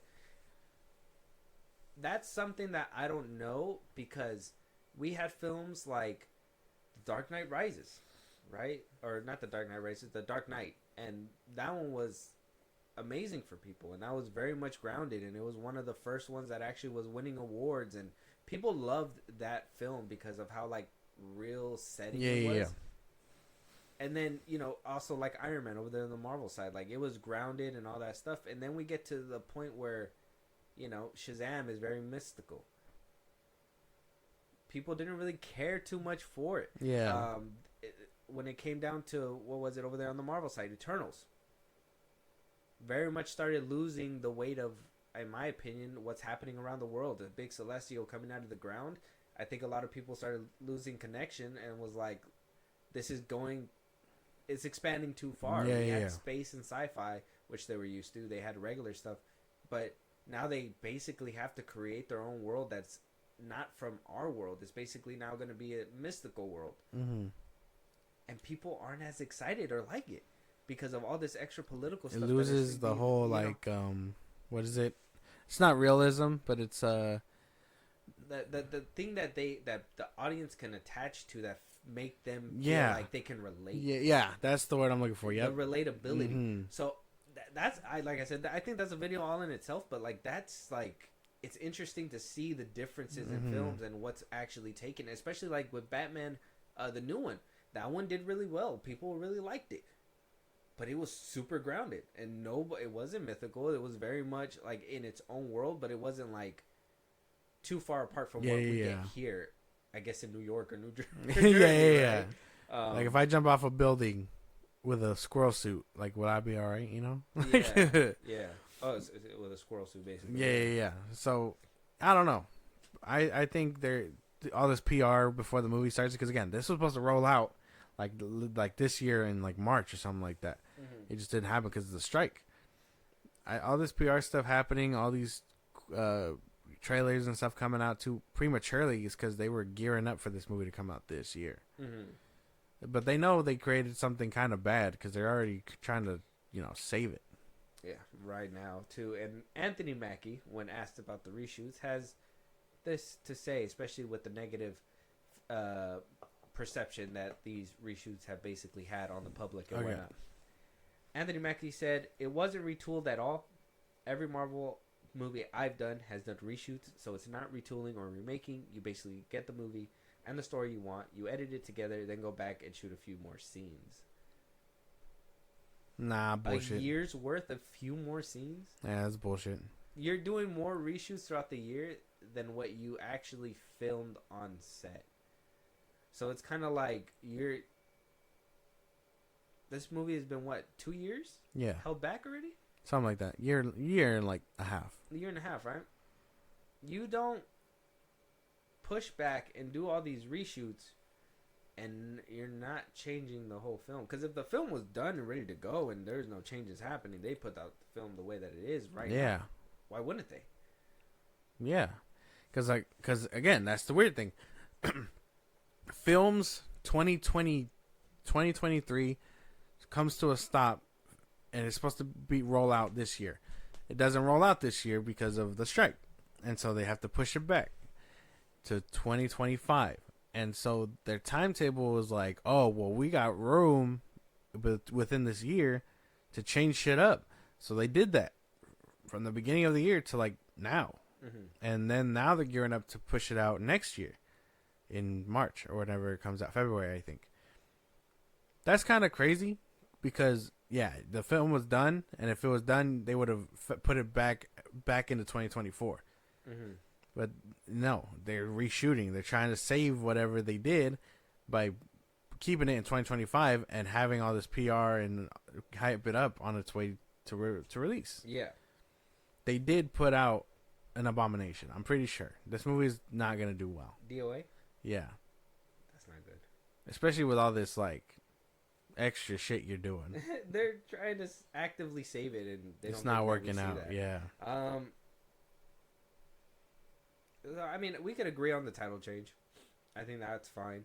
But adding the Red Hulk, adding not a Captain America bad guy. But remember, Giancarlo Esposito was not. He was not. He joined in like June, and they put him in a trailer. Yeah, they put him in a trailer after he shot his like first scenes. Yeah. I don't know. Yeah, Giancarlo Esposito was not a part of the movie at first. This sucks. This is Sam's first film as Cap, and all this had to happen. Yeah, dude. I've been saying from the jump. Bro, Josh has been saying forever, like, they don't put him on Disney. They propped up Captain Carter. It's terrible. Way more than this man. She's in the What If. They might as well have just gave the shield to Bucky. Because I think I've seen Bucky more. Yeah. than Anthony Mackie. Yeah. Captain America. I've seen Captain Carter more times than Anthony Mackie's Captain America too. And the one time that he's in a What If episode, it's to drive like a Gundam machine or whatever. He needs the serum. Like, here's the thing about Sam Wilson's Captain America, though. Because I would love to see him in a movie that is just about him. But it seems like they're gassing this movie up with things that shouldn't be there. Like, what is the leader and Red Hulk doing here? Why is Giancarlo Esposito's character here? He's supposed to be... He looks too old to be doing hand-to-hand combat stuff. So I don't think he's going to be fighting Sam. And then we got Sam's sidekick, the new Falcon or whatever. I'm going to be honest. I think that's the only guy in this film that he can actually go hand-to-hand combat with. An old man? Seeing him shoot the gun and all that stuff is so out of place. You don't think it's gangster? No. You don't think it's like a... I don't want to say it to be mean, but you don't feel like it's like a Dollar Tree Denzel Washington? Nah, man. I don't even know. It doesn't feel good. No? Oh. But I think this movie being his first and possibly his last before we see him in Doomsday is kind of crazy. He's not fit to lead. Unless they do a Captain America 5 before then. I don't think so. No, what? I don't think so. What? With the way the slate's looking, I don't think so. Oh.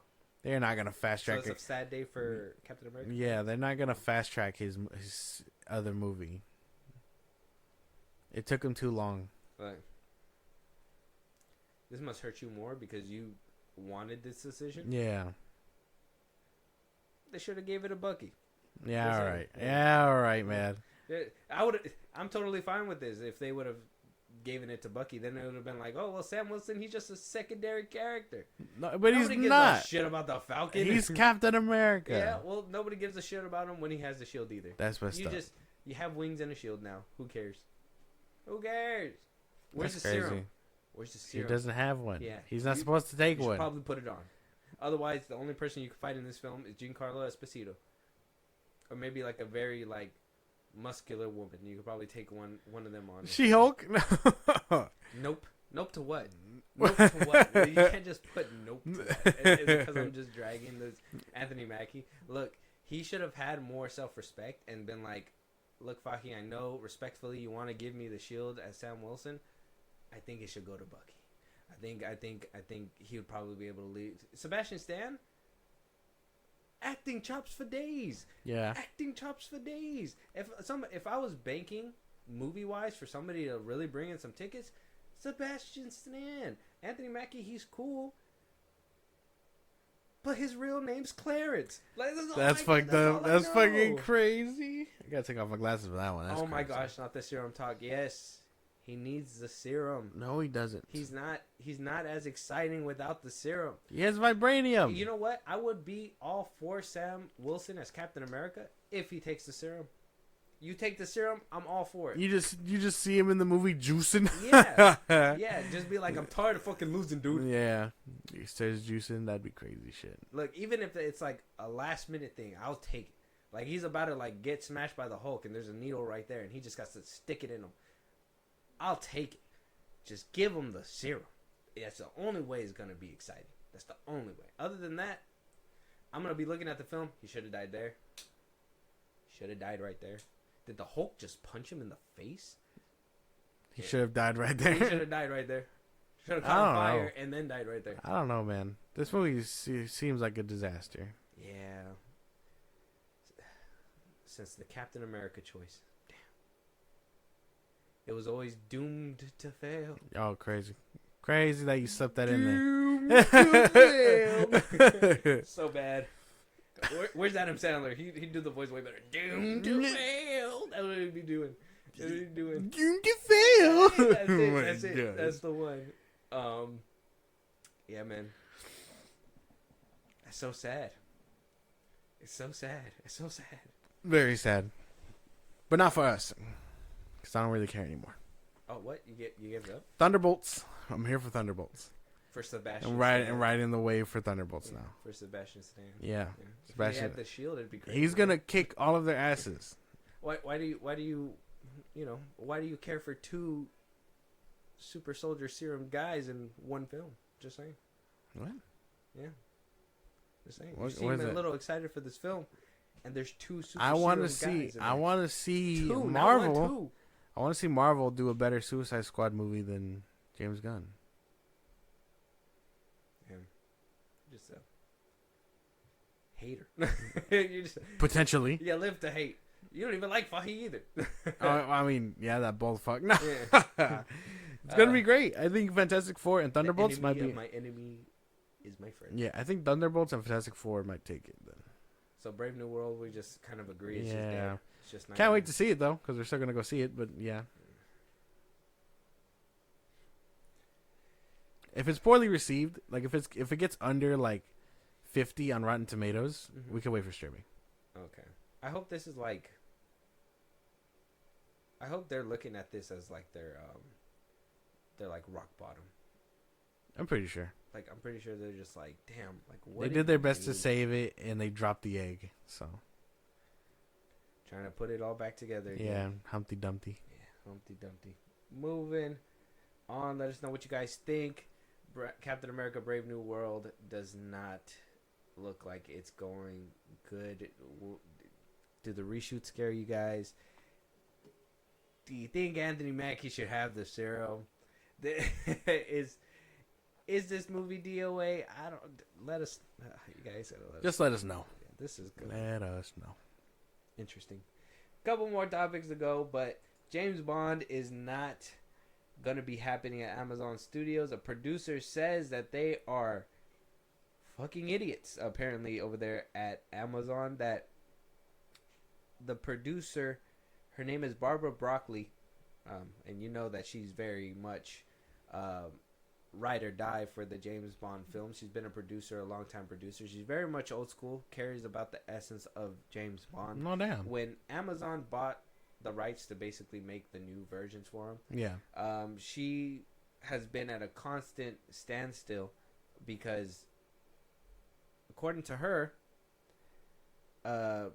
she says the relationship between the family that oversees the franchise and the e-commerce giant, which is Amazon, has all but collapsed. The decaying partnership has scudded any near-term hope of a new Bond film.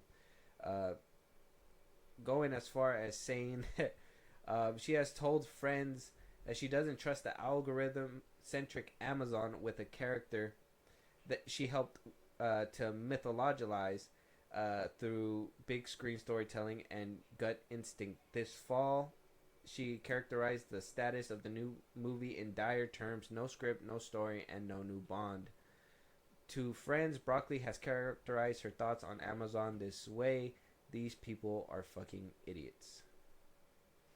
Which tells me that Amazon doesn't think it'll do too hot, so they want to shorten the leash a bit, make it smaller to scale, like a TV show or a straight to streaming movie. And she's like, no, James Bond has always been movie worthy. Box office. Yeah, box office. And no matter who you put there, as long as they're a good actor, you can even do an up and coming one and push out a couple more movies with him just to get his name out there as like Bond. I know people want Henry Cavill and they want Idris and they want Aaron Taylor Johnson, but nah, it's time for you to go An up and coming actor around like that's younger. suave. Somebody that embodies. Yeah, but it sounds like Amazon doesn't even want to attempt because all their shit that they're pushing out wants to be straight to streaming stuff. But no, James Bond has always been like box office worthy.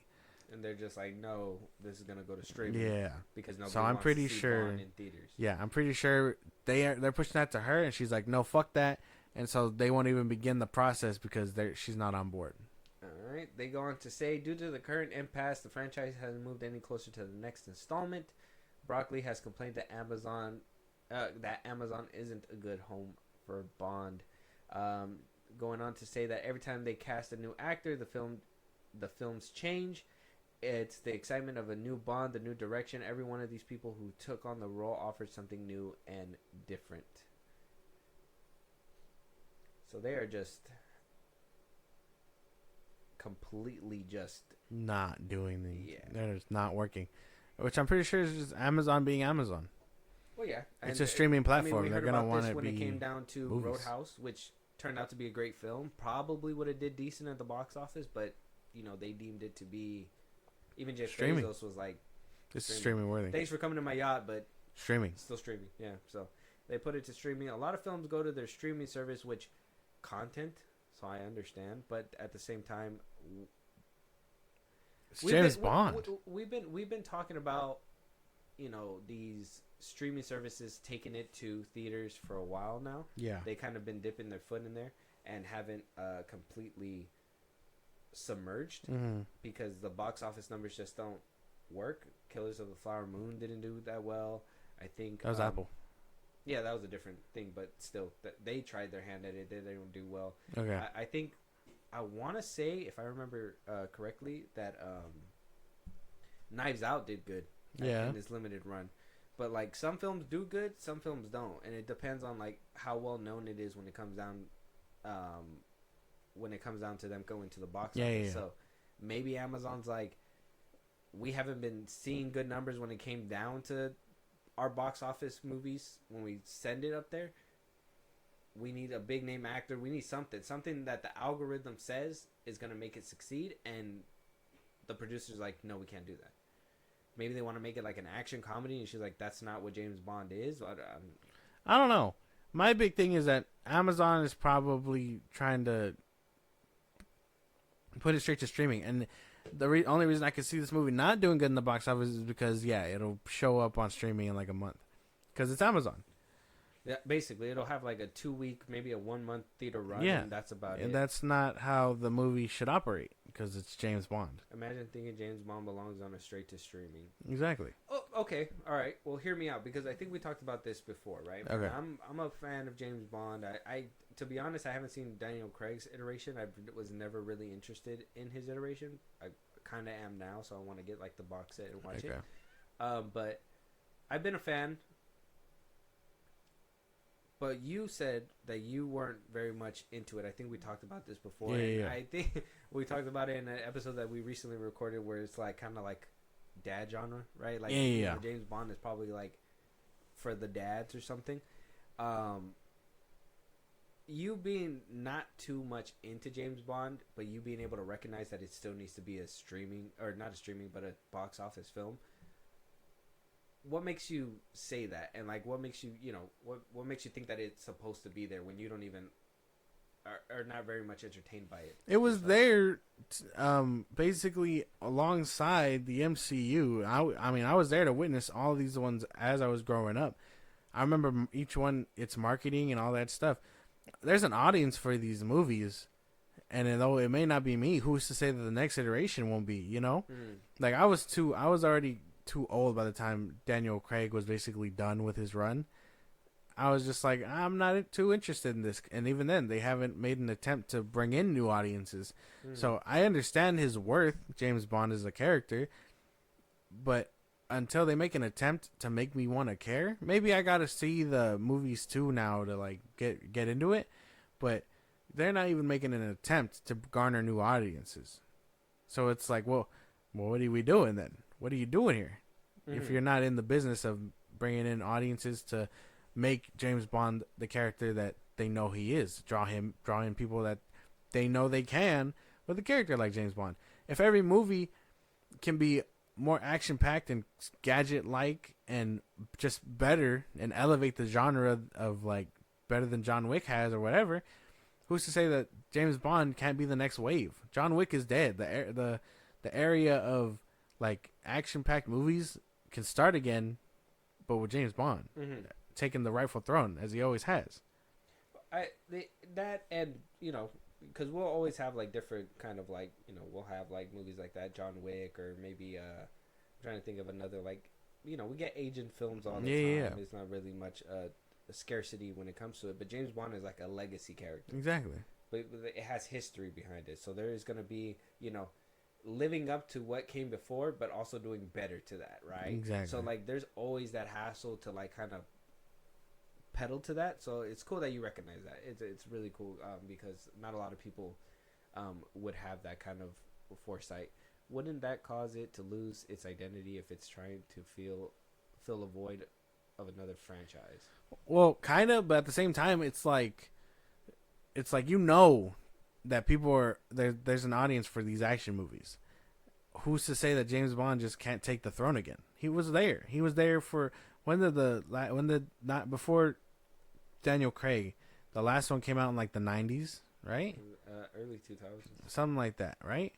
And then Daniel Craig took it, and he made like 5 or 6 of them. And then it just came to a stop.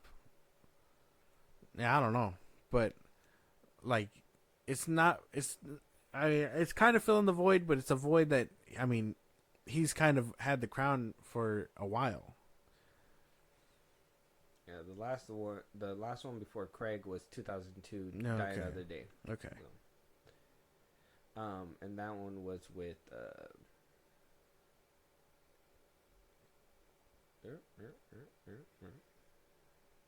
what's his name? Oh, Pierce Brosnan. There you go. Oh. Pierce Brosnan was James Bond? Yeah, you didn't know that? That's who I grew up with. He was what's his face in DC? Yeah. What's his name? Dr. Fate. Dr. Fate, yeah. He was James Bond. I got to see these movies. Yeah, he was in GoldenEye. He was like my James Bond.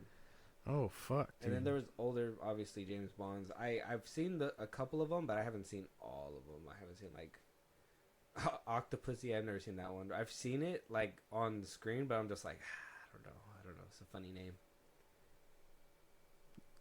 Yeah, Daniel Craig, last movie as James Bond came out to 2021. That's No Time to Die. Yeah. And then Quantum of Solace was the one that Daniel Craig had to write on the fly because it was during like a SAG strike. Yeah. Yeah, I so heard they're there's pretty good too, but I just gotta watch it. There's only a couple year gap between 2021 Daniel Craig and where we are now. I can see us getting a James Bond in a couple years, but probably not with Amazon. And they're not going to want to sell because they also know that they could garner an audience. It's a cash cow. They're at a very much standstill. If Amazon wanted the cash cow, they would just put it directly onto the movies and not do the whole streaming thing. But they won't because they're like, well, we'll get subscribers that way. And, like they're thinking about it in a way that a streaming service would, which is just not how you should do it. So, you didn't know? No, I didn't know. I didn't know Pierce Brosnan was James Bond. Yeah. I think there's some validity when it comes to Amazon and their algorithm. Yeah. My thing is that the algorithm kind of sucks when it comes down to these things. Like they what they try to do is produce content.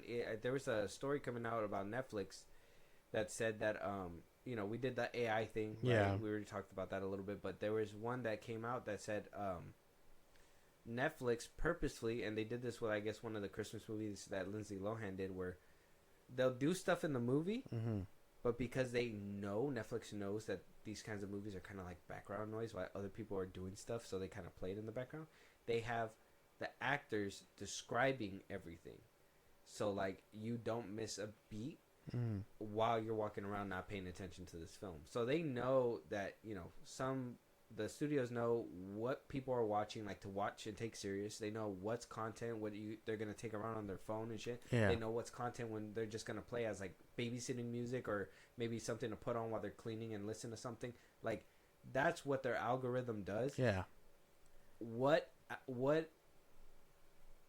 is Amazon putting James Bond in that algorithm is my question. And why is, you know, this producer so upset about them putting him in that pocket? I'm pretty sure it's just because they want to take away the box office. the box office. Box office is one thing for sure, but what creative difference? Because they said they tried doing casting and nothing happens. I mean, we've had multiple conversations of like Aaron Taylor Johnson almost being the one, Yeah. and dismissed. So it's like, what's happening on all fronts? It's not just, oh, box office. I'm pretty sure she'd be okay with streaming if there were certain things there, but I think they're trying to change a lot of what James Bond is. I'm pretty sure they're trying to maneuver it and bring in new audiences best they can, but it's not working the way they want it to. So, unfortunate, but I could see us getting a new James Bond sometime soon, especially with the last one only being a couple years old. No, you're right. You're right. That one only came out not too long ago, so I don't know. We'll have to wait and see. I don't know where James Bond is gonna land. We gotta watch Daniel. I do, yeah. Iterations. I gotta see these movies. At least that one, and then if you really like it, highly encourage you to watch Brosnan's little. I think he has like 5 films in his little thing too. So I think it's from '95 through like 2002. Like I said, so it's not too bad of a run as, you know, him being James Bond himself. But let us know what you guys think. Producer, CEO at a standstill, while we have other CEOs duking it out to make a film or get rid of a film. Yeah. We have one trying to make it, and it's just not working CEOs are just, they don't understand. No, they don't. They don't understand. These big companies, they don't understand what we want. I think that's another thing that I do believe too. I think a lot of the times they take us for being dumb. Now, them announcing a movie about the Odyssey and all these people coming out being like, what is the Odyssey? Is kind of like, are you making the case for these guys? Or are you trying to help us prove that we're not dumb? You know? Yeah. So get on the train, goddammit. We need to hold these studios to a higher standard. Exactly. Right? Yep. Fuck Amazon, Jesus, get it together, Let man. us know what you guys think. But one studio, before we get to our only trailer, we're gonna talk about this one studio that I cannot resist dragging on this episode since we're doing it already, is Disney. Now, I don't know if this is worth dragging. I don't know if this is worth being grateful for. Mm-hmm. Disney revealed the numbers. This past year, on Star Wars shows alone, they spent about $645 million. The most of that money being spent on Andor, with both seasons combined, raking in about $645 million alone. First season was about $290 million. The second season went up just that much more at $295 million. So they basically got $645 million off of Andor solely, and maybe like the little side shows that they probably had little here and there. 100 mil. I think Ahsoka was like 180 or something like that, so not too much. Andor has been getting the most love, so maybe we can't be too upset about it. But here's my thought process. Right? Okay. We get big budget for Andor.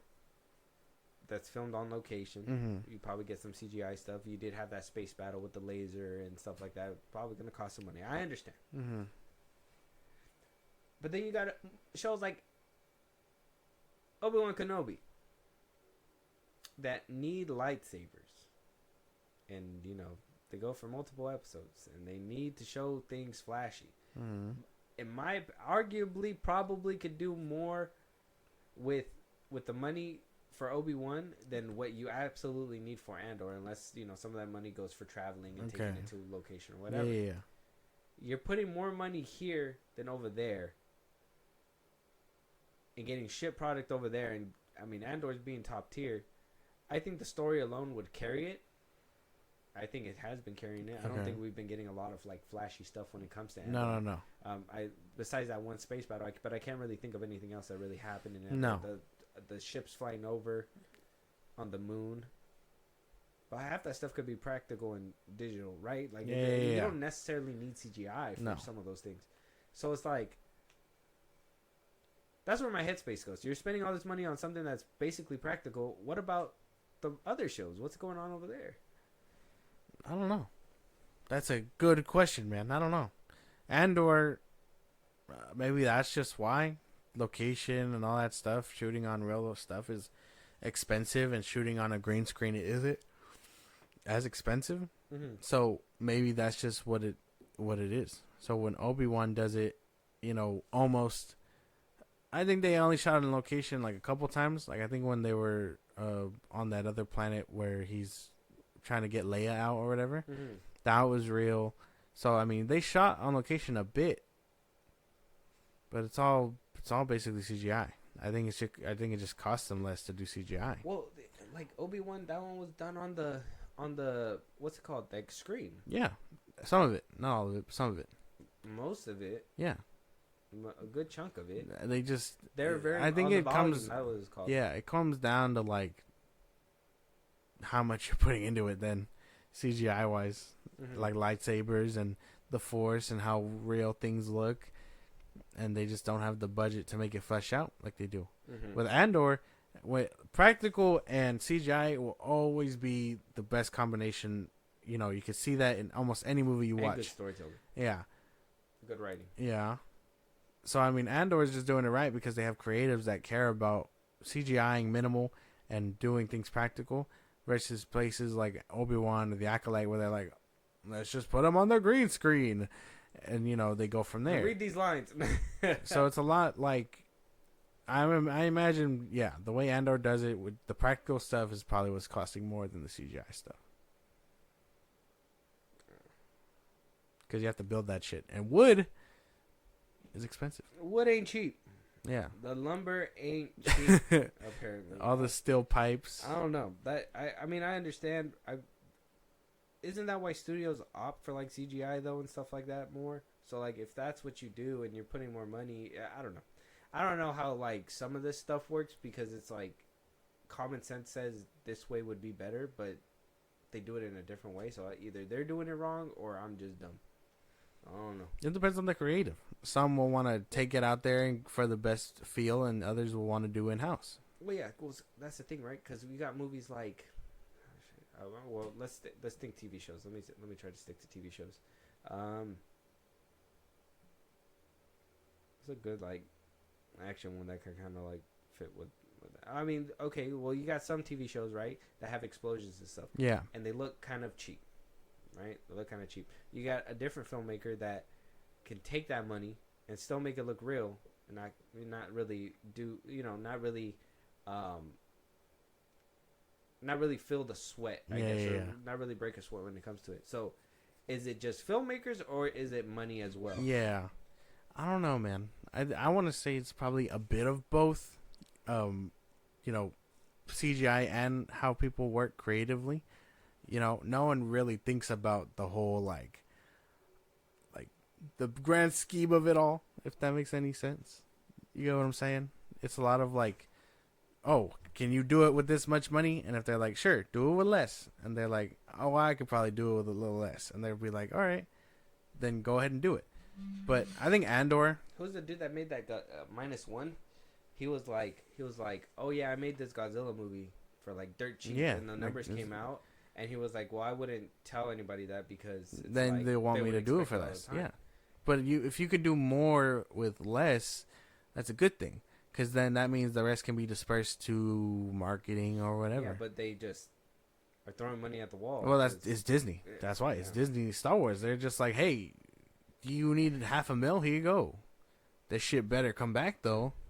Disney's too wide. I'm gonna personalize that. Kathleen, no, I'm just kidding. Jesus. Miss Kennedy. It's not coming out of Kathleen's pocket Right. though. But she's appointing the dollars. She's like, which I mean, I can't be like I said. I can't. This is not something I can necessarily be upset about because, like I said, Andor's was top tier. It's not like they're putting all this money into it and it's still shit. Yeah, like the Acolyte. Yeah, like the Acolyte.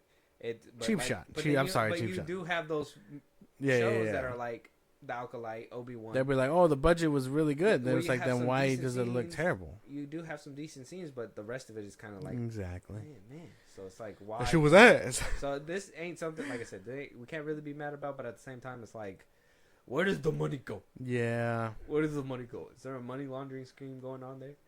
What's happening? Six, almost half a mil, almost half It is a hundred. It is half a bill. Yeah, half a bill. Over half a bill. A little bit over half a bill for 2 seasons. Doesn't sound too bad. That's a lot of money for 2 seasons. 8 episodes. 2 seasons, shooting on location, some CGI. That doesn't sound too bad. That's about 2.5 movies. It probably would have been a little less if they would just did it on the green screen, but they're authentic like that. 645 million for good like budgeted filmmakers. You could probably make like 3 or 4 movies. But like Depends on the CGI and the M. Night action Shyamalan, stuff. take 45 million out of that, make a film, and ride off into the sunset with the rest.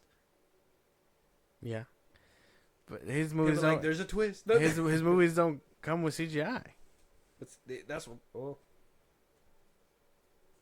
You can't tell me Glass didn't take CGI. How would Glass have taken CGI? What? When they're like fighting and bending stuff or whatever. You could no. What about Split? When he like shapeshifts. That's just contortion. CGI. Animals. CGI. That could be real. Contortion. You think James McAvoy was able to contort himself? I don't know.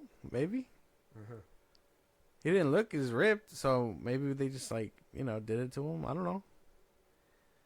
Maybe. But like, yeah, you can make fake pipes that bend, and you can add sound over it in like post production. That's true. It's But all still, like, it could be practical CGI. stuff. It's all practical stuff. I'm trying to win here. It's not working out. Yeah, it's not. Anyways, let us know what you guys think. 645 mil spent on Andor alone. We have other shows like Obi-Wan that had like about 180. Ahsoka, same thing. Usually around 180 mil for these shows where Andor is getting the most love. Like I said, I can't be too mad about it. But where is the love for the other things too? I haven't even seen Skeleton Crew. No, me neither. I am not hearing anyone talk about it At all. So we're gonna have to do it. I was waiting for like half the episodes. I think we're already halfway, so I'll probably get started on it soon. Okay. Let us know what you guys think, though. Star Wars. Moving on, we do have one trailer in the back end. It is a Zachary Levi-led film. God damn it! Coming from Lionsgate. This is now Called The Unbreakable Boy. Now, this film was apparently filmed about 2 years ago. And was put on hold, postponed for whatever reason. The only thing I could think of that happened about 2 years ago was Zachary Levi's meltdown. I think, it was last year, about in 2023. Shazam had got pushed back from 2022 to 2023, and then that's when it came out, and then that's when he had his breakdown. But apparently, this film has been tagged and bagged and ready to go for a while. It just has not seen the light of day. It's going to in 2025. Oh God! And so this one apparently is, this one here is apparently like his actual acting chops.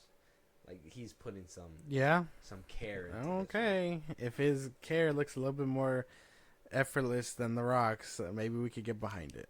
Yeah. Yeah. Oh, so pre-meltdown Zach, yeah, basically Pre-meltdown. Yeah, I guess this one. This is when he thought Shazam was gonna go somewhere. Yeah, so maybe. Yeah. Maybe he really put some. Let's just get into it, man. This isn't like Spy Kids or something, right? No. You saw that one? No. Oh, me neither. Why would I watch that movie? Why would I? I don't know. Did you watch it? No. Let's get into this trailer. Hey, Ozman, are you sure that's the right hat for your first day? Don't be a goober, Daddy-o. Jester is the best one. It's the Mountain Dew Code Red of hats. And the best part is the chicks dig it. Oh, dude. I wonder. Well, it's kind of weird to see him not play a child. A little bit. Like, hey, you're acting your age? Yeah, man. It's crazy. Not bad. Doesn't Round look of too bad. applause for him acting his age. Crazy stuff, Yeah, man. never thought I'd see it. Didn't think it was possible. Wow, holy shit. But, he had that one little goofy moment. I thought he was going to take it over the top. Good thing he kept it mellow with the whole, Oh, the hat thing? yeah, the hat thing. But Huh. Not too bad. it don't look bad. It seems like one of those, obviously, the heartwarming films. This, like I said. Like, Wonder wasn't bad. Have you seen Wonder? I've seen Wonder, yeah. Tom Hanks. Yeah. Yeah, I've seen it. It's good. It's not bad. I like these kinds of films. I don't have a problem with it. That's why I can't really. I couldn't find anything bad. It's one of those cheesy, family films. Heartfelt movies. movies. Yeah, it's not. It's not like Leonardo DiCaprio autism. This is one of the sweet autism. It is you know what I mean? That's crazy. I don't know if you've seen that one where Yeah. he's homeless and everything. Yeah. Too. Or no, Yeah. what's the other one?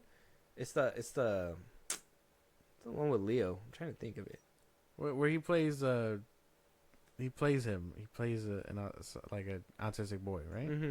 And he kills someone. Yeah. I can't remember. So damn. Can't remember what it's called.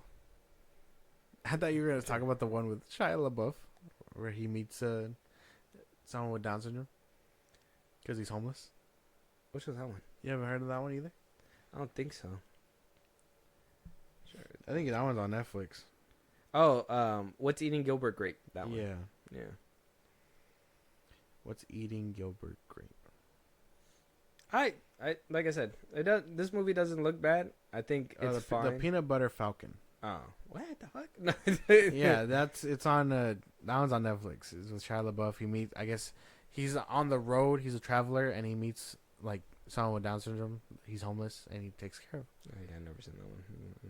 But yeah, this one is okay. Like I said, round of applause, Nerdman 2.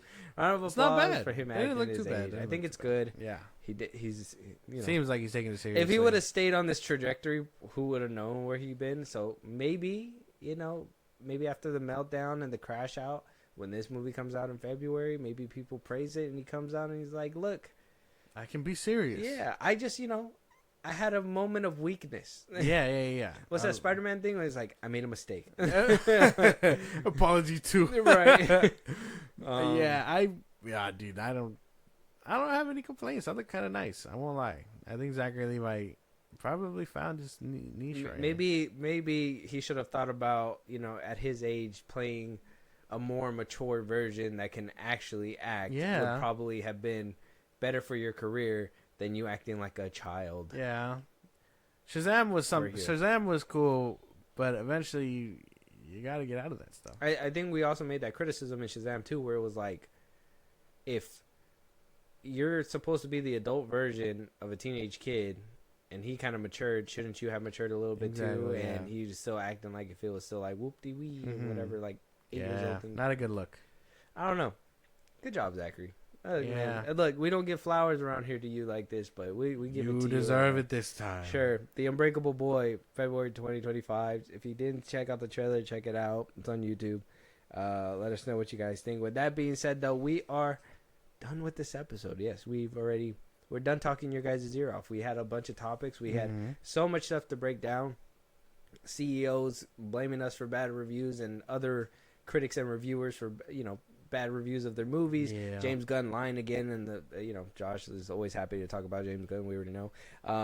But let us know what kind of topics you guys want to talk about. Any movies you guys want us to review, good or bad. Who knows? We're just gonna give it to you guys. It doesn't even matter what these CEOs think. Yeah. Welcome, right? Welcome. yeah, you guys want to catch a live stream one of these days, talk to us, hear your voice on one of these episodes. Josh, go ahead and let them know where they can do it. Twitter, TikTok, Instagram at FilmBros Podcast. We post no episodes are up. You can hit us up there for any news or movies you want us to cover. Buzzsprout, link is in the socials I just gave you. It's like a Patreon. You subscribe, you help the show grow. We greatly appreciate it. You can listen to us anywhere you get your podcast at FilmBros Podcast. Spotify, YouTube Music, Apple Podcasts. You can listen to us anywhere you get your podcast. Be part of the conversation. Twitch every Saturday at FilmBros Podcast. And when it's all said and done, subscribe to our YouTube at FilmBros Podcast. Final Destination films.